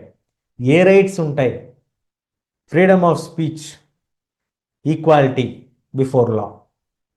మన బాడీలో ఎలాగైతే కాళ్ళు చేతులు ఉంటాయో అలాగే రాజ్యంలో ఈ హక్కులు అనేవి ఉంటాయి అనేటువంటి దాన్ని వాళ్ళు మెన్షన్ చేయటం జరిగింది. So then it turn to be a constitutional monarchy in 1791. ఇంతవరకు చాలా బాగా జరిగింది అనేటువంటి ఒక ఒపీనియన్కి మనం రావచ్చు. కానీ కొన్ని పరిణామాలని మనం గమనించాలి. Before we come to any decision, let us check what actually happened. Voting restrictions ఏర్పడ్డాయి. ఓటింగ్ వేసేటువంటి హక్కు ఉన్నటువంటి వాళ్ళు ఎవరు అంటే, రాజ్యాంగం ఉంది, హక్కులు అందరికీ ఇచ్చారు, కానీ ఓటింగ్ హక్కులు కొంతమందికి ఇచ్చారు, రైట్స్ అందరికీ ఇచ్చారు. ఏమిటంటే ఎవరికైతే బాగా ధనం ఉంటుంది, ఆర్థికంగా బాగా ఖర్చు పెట్టగలరు, ఆర్థికంగా బాగా సంపన్నులైనటువంటి వాళ్ళు, పన్నులు బాగా చెల్లించేటువంటి వారు, వారికి మాత్రమే, 25 ఏళ్ల వయసు పైబడినటువంటి మెన్కి మాత్రమే, మగవారికి మాత్రమే ఓటు వేసేటువంటి హక్కు ఇవ్వబడింది. There are no rights for women, and men with no property, పేదరికంలో ఉన్న సామాన్యులుగా ఉన్నటువంటి ప్రజలకి ఎటువంటి ఓటు వేసేటువంటి హక్కు అనేది ఇవ్వబడలేదు. ఇది మరొక కోణంగా మనం చెప్పుకోవచ్చు. So France became a constitutional monarchy. No doubt about it. It's a great change that has come. But at the same time it has also brought division among the people, where it is contradicting its own laws which are given, stating that there will be equality, there will be equal rights and equal respect. But what happened? Active citizens are recognized only those who are rich people. Remaining all are considered as passive citizens. బాగా సంపన్న వర్గానికి చెందిన వారు మాత్రమే vote హక్కుని కలిగి ఉండేటట్టుగా కొన్ని రిస్ట్రిక్షన్స్ని తీసుకురావటం జరిగింది. సామాన్యులు, ఆర్థికంగా అంత వెసులుబాటు లేనటువంటి వారు, వీళ్ళందరికీ కూడా ఓటు హక్కు అనేది ఇవ్వలేదు. కేవలం వీరికే కాదు, ఆడవాళ్ళలో ఎవరికీ కూడా ఓటు హక్కు అనేది ఇవ్వలేదు. ఈ రకమైనటువంటి డిఫరెన్సియేషన్ మనకి కనిపిస్తూ ఉంటుంది. So what did they achieve? Did they achieve great? It is not what did they achieve is great or not. వాళ్ళు గొప్పగా సాధించారా, తక్కువగా సాధించారా అనేది మనం జనరల్గా డిస్కస్ చేస్తాం.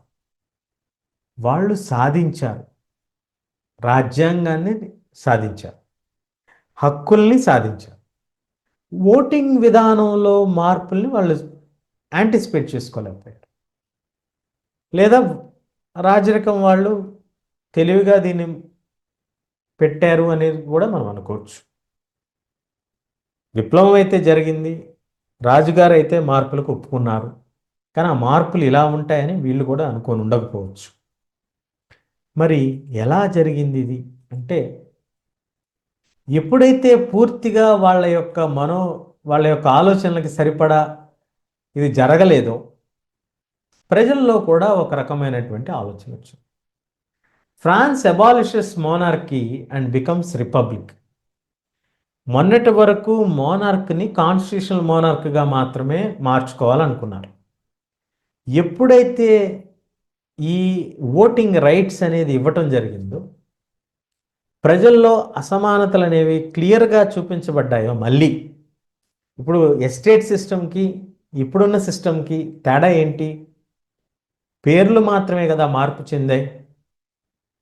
అప్పుడు ఫస్ట్ ఎస్టేట్, సెకండ్ ఎస్టేట్ అన్నాం, ఇప్పుడు ట్యాక్స్ పేయర్స్ అంటున్నాం, ట్యాక్స్ పే చేయడం అన్నాం. ఎలాగైనా కూడా మళ్ళీ వ్యత్యాసం కనిపించింది. కాబట్టి in 1792 April the assembly declared war against Prussia and Austria.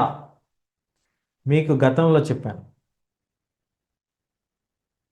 Mary, Louis the 16ని పెళ్లి చేసుకున్నటువంటి మేరీ ఆస్ట్రియన్ ప్రిన్సెస్, ఆస్ట్రియన్ యువరాణి.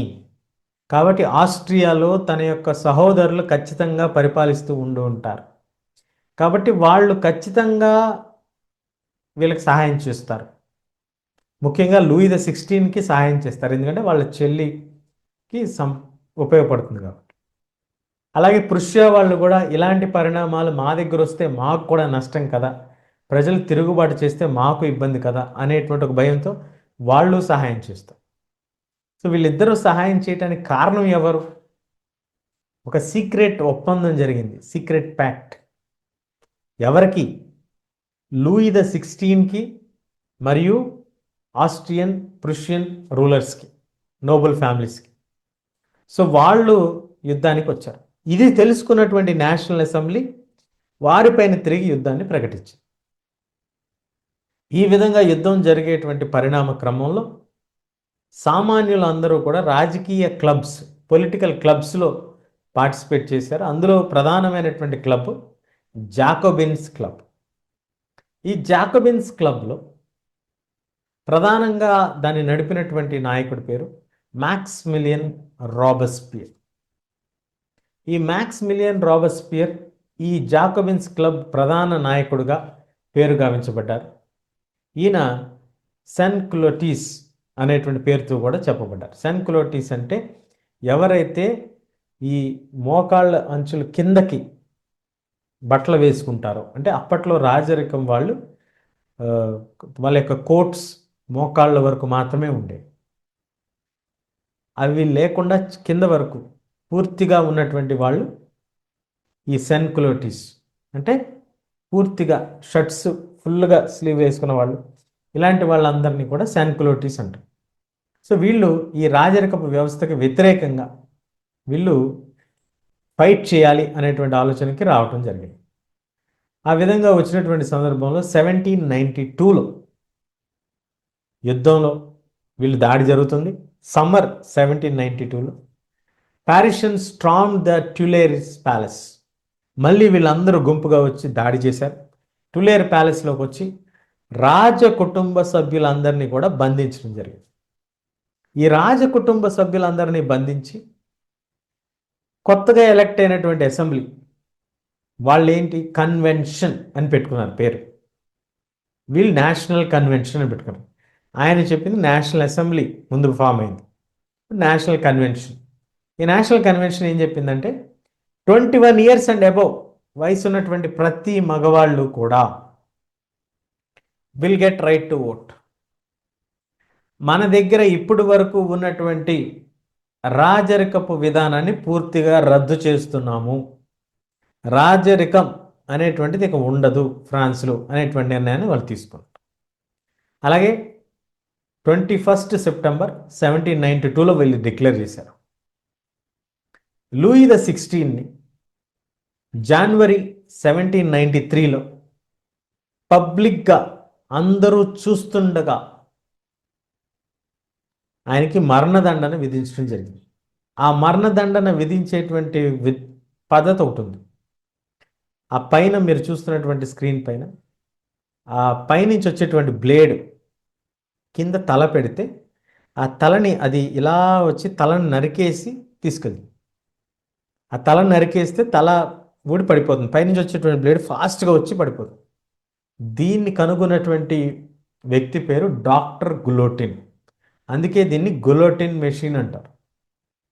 తల నరికేయటానికి అప్పట్లో ఈ రకమైనటువంటి ఒక యంత్రాన్ని వాడేవాడు.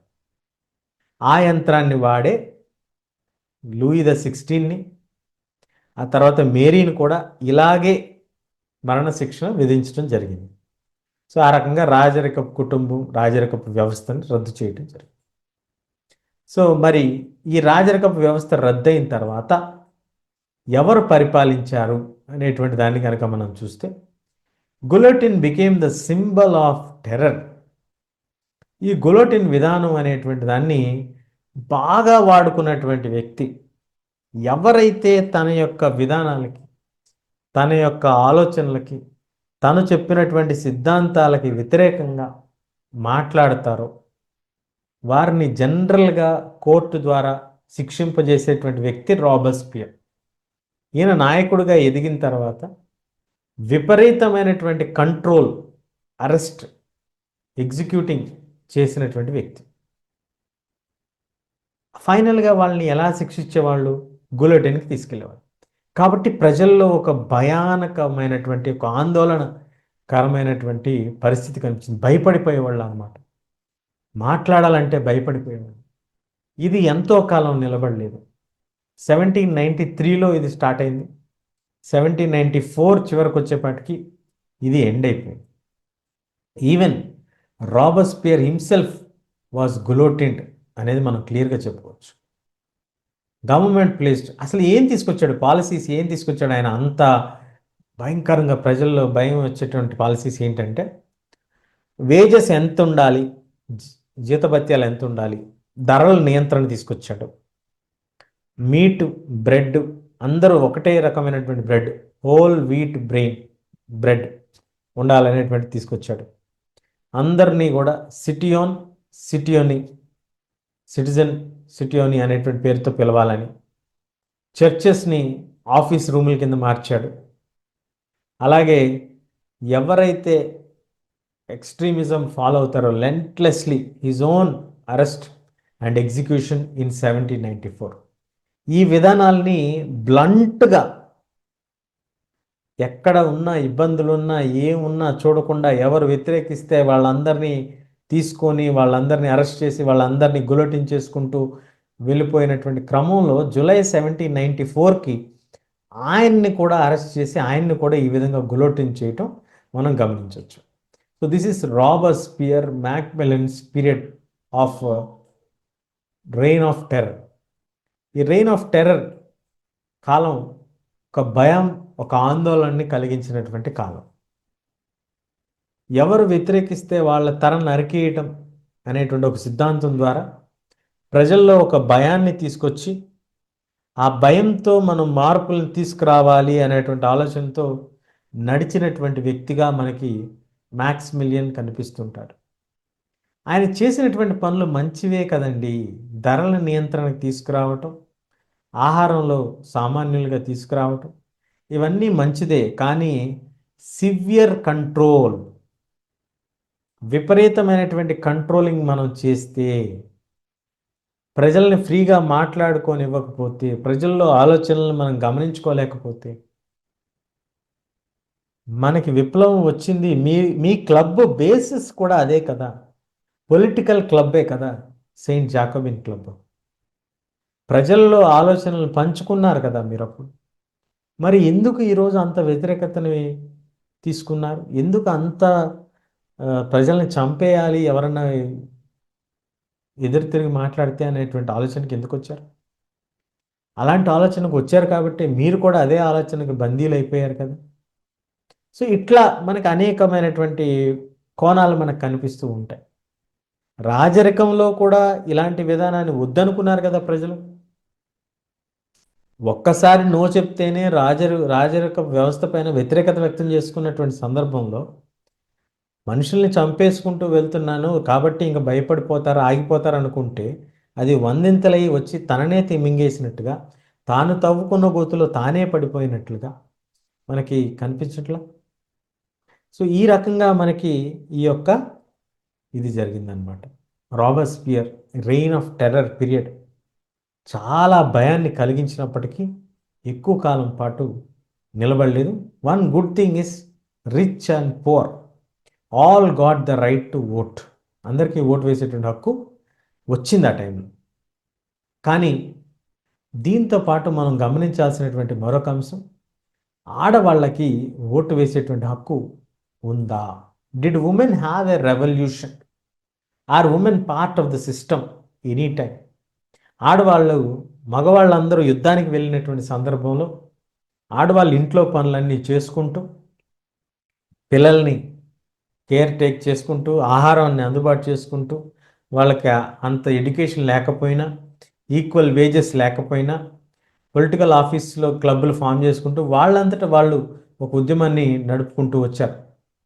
కానీ schooling was made compulsory for girls, legalise divorce, education and empowerment, ఇవన్నీ గెయిన్స్గా మనం చెప్పొచ్చు. ఆడవాళ్ళు చేసినటువంటి ప్రయత్నాల్లో భాగంగా స్కూల్స్లో ఎడ్యుకేషన్ కంపల్సరీ చేశారు గర్ల్స్కి. లీగలైజ్ డివోర్స్ అడగటం అప్పటి వరకు లేదు, సో లీగల్గా అలౌ చేశారు. ఉద్యోగం కోసం ప్రయత్నాలు చేసుకోవచ్చు, జాబ్స్ కోసం ట్రైనింగ్ నేర్చుకోవచ్చు. సెట్ బ్యాక్స్ ఏంటంటే ఉమెన్ క్లబ్స్ని క్లోజ్ చేశారు. Prominent figures like Olympe de Gouges, మీకు తెలియదు ఏంది, రెయిన్ ఆఫ్ టెర్రర్ టైంలో ఎవరైనా వ్యతిరేకిస్తే వాళ్ళని పబ్లిక్గా గులోటిన్ చేసేవాళ్ళు, అంటే తల నరికేసేవాళ్ళు. సో ఇంత జరిగినా కూడా 1946 వరకు ఫ్రాన్స్లో ఆడవారికి ఓటు వేసేటువంటి హక్కు రాలేదు. అంటే చాలా సుదీర్ఘ కాలం పాటు పోరాటాలు చేయాల్సి వచ్చింది.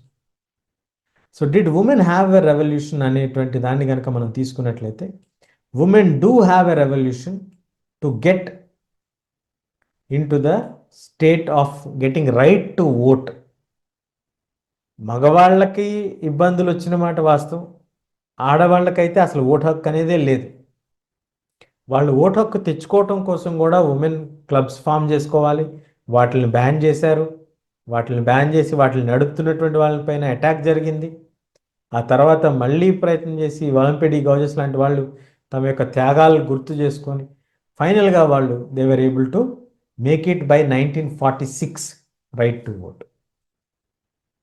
సో అబాలిషన్ ఆఫ్ స్లేవరీ, మనకి ఉమెన్ది ఒకటి నడుస్తూ ఉంటే స్లేవ్ ట్రేడ్. స్లేవ్ ట్రేడ్ ఏంటి అంటే మనకి ఫ్రాన్స్ నుంచి ఆఫ్రికాకి వెళ్ళి ఆఫ్రికాలో ఉండేటువంటి లోకల్ ట్రైబల్ పీపుల్ని తీసుకొని అక్కడ లోకల్ చీఫ్ దగ్గర నుంచి కొని వాళ్ళని అక్కడి నుంచి తీసుకొచ్చి బానిసలుగా ఈ కరేబియన్ ఐలాండ్స్లో వాళ్ళని అమ్మి అక్కడ వీళ్ళు వచ్చి ఆపుకున్నటువంటి ల్యాండ్స్లో వాళ్ళని పని చేయించుకోవటానికి వాళ్ళని వాడేవాళ్ళు. అంటే ఫ్రాన్స్ వాళ్ళు ఇక్కడ పనిచేయడానికి సుముఖత లేరు కాబట్టి ఇదే వాతావరణంలో పనిచేయగలిగేటువంటి వాళ్ళని తీసుకొచ్చి ఇక్కడ బానిసలుగా పనిచేయించడం జరుగుతుంది.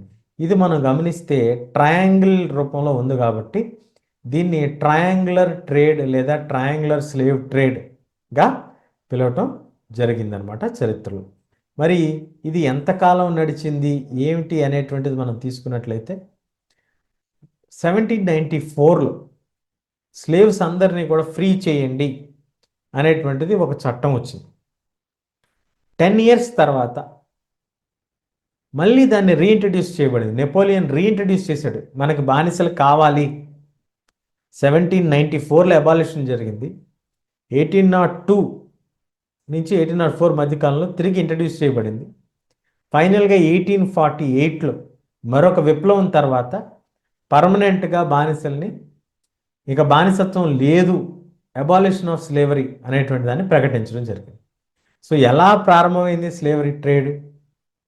ఫ్రాన్స్ వాళ్ళు కరేబియన్ ఐలాండ్స్ సౌత్ అమెరికాలో ల్యాండ్స్ని వాళ్ళు కాలనీస్గా ఏర్పాటు చేసుకున్నటువంటి క్రమంలో వారు అక్కడి నుంచి పని చేసేటువంటి వాళ్ళని తెచ్చుకోవాలి అనేటువంటి ఒక ఉద్దేశంతో వాళ్ళు వెళ్ళి అక్కడి నుంచి కొంతమంది మర్చెంట్స్ వీళ్ళని కొనుక్కొచ్చి తీసుకొచ్చి వీళ్ళకి అమ్మటం జరిగేది.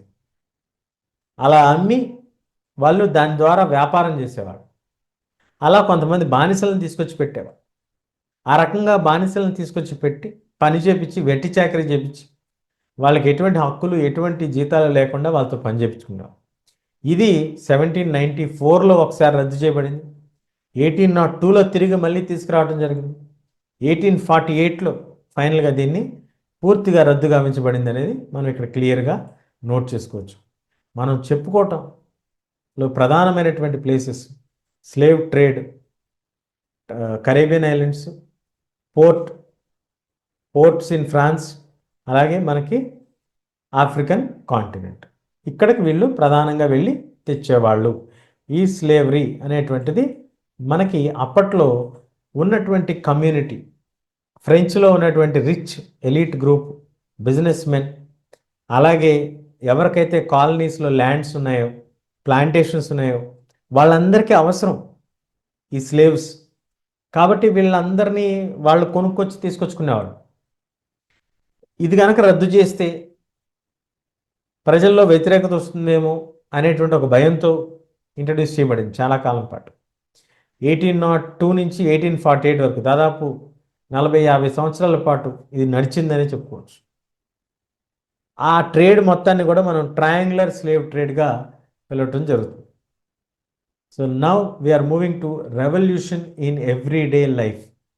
ప్రతిరోజు జీవనంలో ఈ రెవల్యూషన్ యొక్క ఇంపార్టెన్స్ ఏమిటి అనేటువంటి దాన్ని కనుక మనం తీసుకున్నట్లయితే మనకి అబాలిషన్ ఆఫ్ సెన్సార్షిప్. ప్రజలు ఏదైనా మాట్లాడచ్చు, ఏదైనా అంటే రాజకీయ పరంగా ఏ సమస్య పైనైనా విశ్లేషణ చేయొచ్చు, ఏ న్యూస్ పేపర్లోనైనా ఆర్టికల్ పబ్లిష్ చేయొచ్చు, పాంప్లెట్స్ రాయొచ్చు, బుక్స్ రాయొచ్చు, దానిపైన నాటకాలు వేయచ్చు. తమ యొక్క ఐడియాస్ని ఎక్స్ప్రెస్ చేయడానికి రోజువారీ దైనందిన జీవితంలో మార్పుకి ఈ రెవల్యూషన్ ఒక ప్రధానమైనటువంటి పునాదిని వేసింది అనేటువంటిది మనం చాలా క్లియర్గా చెప్పుకోదగినటువంటి అంశం. దీంతో పాటు ప్యారలల్గా మనం గమనించినట్లయితే నెపోలియన్ క్రౌన్డ్ హిమ్సెల్ఫ్ ఇన్ 1804. ఆయన రాజుగా తనని తాను ప్రకటించుకోవటం జరిగింది. తర్వాత ఆయన స్లేవరీని ఇంట్రడ్యూస్ చేశాడు. Napoleon code of conduct introduce చేశాడు. నెపోలియనిక్ కోడ్ అని ప్రపంచవ్యాప్తం చెప్తాడు. యూనివర్సల్ డెసిమల్ సిస్టమ్ ఇంట్రడ్యూస్ చేశాడు. అలాగే ఆయన 10 సంవత్సరాల కాలం తర్వాత 1815లో బ్యాటిల్ ఆఫ్ వాటర్లూలో ఓడిపోయి తర్వాత సెయింట్ హెలీనాకి మార్చబడ్డాడు. అక్కడే 1824 ఆ క్రమంలో తను మరణించడం జరిగింది. సో రాజుగా బ్రతికినటువంటి వ్యక్తి బందీగా మారి చనిపోయినటువంటి క్రమం కూడా మనకి ఇందులో కనిపిస్తుంది. సో అనేక వర్షన్స్ ఆఫ్ పీపుల్, అనేక మంది జీవనాలు కనిపిస్తాయి. లూయి 16 పాయింట్ ఆఫ్ వ్యూలో మనకు ఒక వర్షన్ కనిపిస్తుంది. అలాగే రాబస్పియర్, మ్యాక్మిల్లన్ ప్రజల్లో విపరీతమైనటువంటి ఆదరణ కలిగినటువంటి వ్యక్తి, తర్వాత మరణశిక్షణకు దండనకు గురైనటువంటి వ్యక్తి. అలాగే నెపోలియన్ ప్రజల్లో విపరీతమైనటువంటి క్రేజ్ కలిగినటువంటి రాజు, తర్వాత డిక్టేటర్గా మారినటువంటి వ్యక్తి, ఆ తర్వాత ఓటమిని చవిచూసినటువంటి వ్యక్తి. ఇట్లా మనకి ఈ ఫ్రెంచ్ రెవల్యూషన్ అనేటువంటిది మనం చూసే కొద్దీ డిఫరెంట్ పర్స్పెక్టివ్స్ అనేవి మనకి కనిపిస్తూ ఉంటాయి. ఇలా మనం గమనించుకుంటూ అనలైజ్ చేసుకుంటూ వెళ్ళినప్పుడు ఒక్కొక్క నిర్ణయానికి అనేకమైనటువంటి అంశాలు కారణమవుతాయి. ఒక నిర్ణయానికి లేదా ఒక పరిణామం జరగటానికి కారణం కేవలం ఒక్క ఫ్యాక్టర్ అయి ఉండదు. Different factors might be playing a role అనేటువంటిది మనకి ఇందులో కనిపిస్తూ ఉంటుంది. సో ఇది మనకి ఎలా ఉపయోగపడుతుంది? What is the prominence for us to learn అంటే spreading liberty and rights. The core ideas of liberty and democratic rights became revolution's most important legacy, dismantling feudal system. అప్పట్లో ఐరోపాలో ప్రధానంగా ఉన్నటువంటి ఫ్యూడల్ విధానానికి వ్యతిరేకంగా వచ్చినటువంటి రైట్ సిస్టమ్ బాగా ప్రాచుర్యం పొందింది. ఈ రైట్స్ విధానం, ఫ్యూడల్ వ్యవస్థ విధానం వ్యతిరేకత ఎక్కడైతే కొలోనియలిజం ఉందో, ఐరోపా రాజ్యంలో పరిపాలించేటువంటి దేశాలు అక్కడ పరిపాలిస్తున్నాయో, రాజ్యాలు అక్కడ పరిపాలిస్తున్నాయో, ఆ దేశాల్లో కూడా ఈ ఐడియా స్ప్రెడ్ అయ్యి విప్లవాలకి దారితీసింది. ప్రధానంగా మన భారతదేశంలో టిప్పు సుల్తాన్, రాజా రామ్మోహన్ రాయ్ కూడా దీన్ని ఇన్ఫ్లుయెన్స్ పొందినటువంటి వ్యక్తుల్లో ఉన్నట్టుగా మనకి చరిత్రలో ఆధారాలు ఉన్నాయి. మరి నెపోలియన్ రైజ్ అయ్యి ఫాల్ అయ్యాడు. ఆయన రైజ్ అయ్యి ఫాలో అయినటువంటి జీవన విధానం, అలాగే ఆయన తీసుకొచ్చినటువంటి మార్పులు, అవి ఫ్రెంచ్ రెవల్యూషన్లో, మరి ఫ్రెంచ్ రెవల్యూషన్ రాజరికాన్ని రద్దు చేస్తూ వచ్చింది కదా. అలా రద్దయినటువంటి రాజరికపు వ్యవస్థలో నుంచే ఒక నియంత పుట్టుకొచ్చాడు. ఆ నియంత ఎదిగాడు, మళ్ళీ ఓడిపోయాడు. ఇట్లా ఐరోపా మొత్తంలో ఈవెంట్స్ స్ప్రెడ్ అవడానికి ప్రధానమైనటువంటి కారణం నెపోలియన్ కూడా కొంత పాత్ర పోషించాడనేటువంటిది మనం ఖచ్చితంగా చెప్పుకొని తీరొచ్చు. సో ఇవాల్టి సెషన్లో మనం కవర్ చేసుకున్నటువంటి యొక్క ఫ్రెంచ్ రెవల్యూషన్ అనేటువంటిది ప్రధానంగా మనకి తెలియజేసేది ఏమిటి అనేటువంటిది మనం తీసుకుంటే, ఒకటి, the events have occurred due to various factors.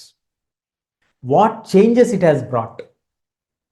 The ideas of Liberty, equality and fraternity, what we talk today are not just words, they have their own history. What we have seen just now is a glimpse of it. మనం ఇప్పుడు చూసింది కేవలం ఒక glimpse, ఒక చిన్న అంశం మాత్రమే. ఇలాగా మనకి any aspect we're taking from an historical perspective, we can dive deep to understand what are the causes that are reasons for it to happen. So ఈ రకంగా ఫ్రెంచ్ రెవల్యూషన్ జరగటానికి కొన్ని అంశాలని మనం పైనగా ప్రధానమైనటువంటి అంశాలు, కారణాలని చూస్తూ దాని ద్వారా మిగతా ప్రపంచానికి ఎలాంటి ఒక మెసేజ్ అనేది వచ్చింది, ఎలా ఐడియాస్ అనేవి స్ప్రెడ్ అయ్యాయి అనేటువంటి దాన్ని మనం దీని ద్వారా తెలుసుకోవటం జరిగింది. Hope you all will like this way of going ahead. మీ అందరికీ ఇలాంటి వీడియోస్ నచ్చుతాయని నేను భావిస్తున్నాను. ఇంకా ఏమైనా మార్పులు కావాలంటే ఖచ్చితంగా మీరు కమెంట్ సెక్షన్లో తెలియజేయండి. ఇంకా ఎవరైనా సబ్స్క్రైబ్ చేయని వాళ్ళు ఉంటే దయచేసి సబ్స్క్రైబ్ చేసుకోవాల్సిందిగా మనవి.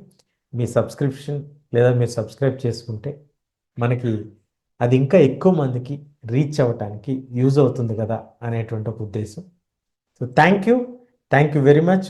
అండ్ ఇప్పుడు ఎగ్జామ్స్ రాయబోయేటువంటి పిల్లలందరికీ కూడా wishing you all the very best. Thank you. See you all.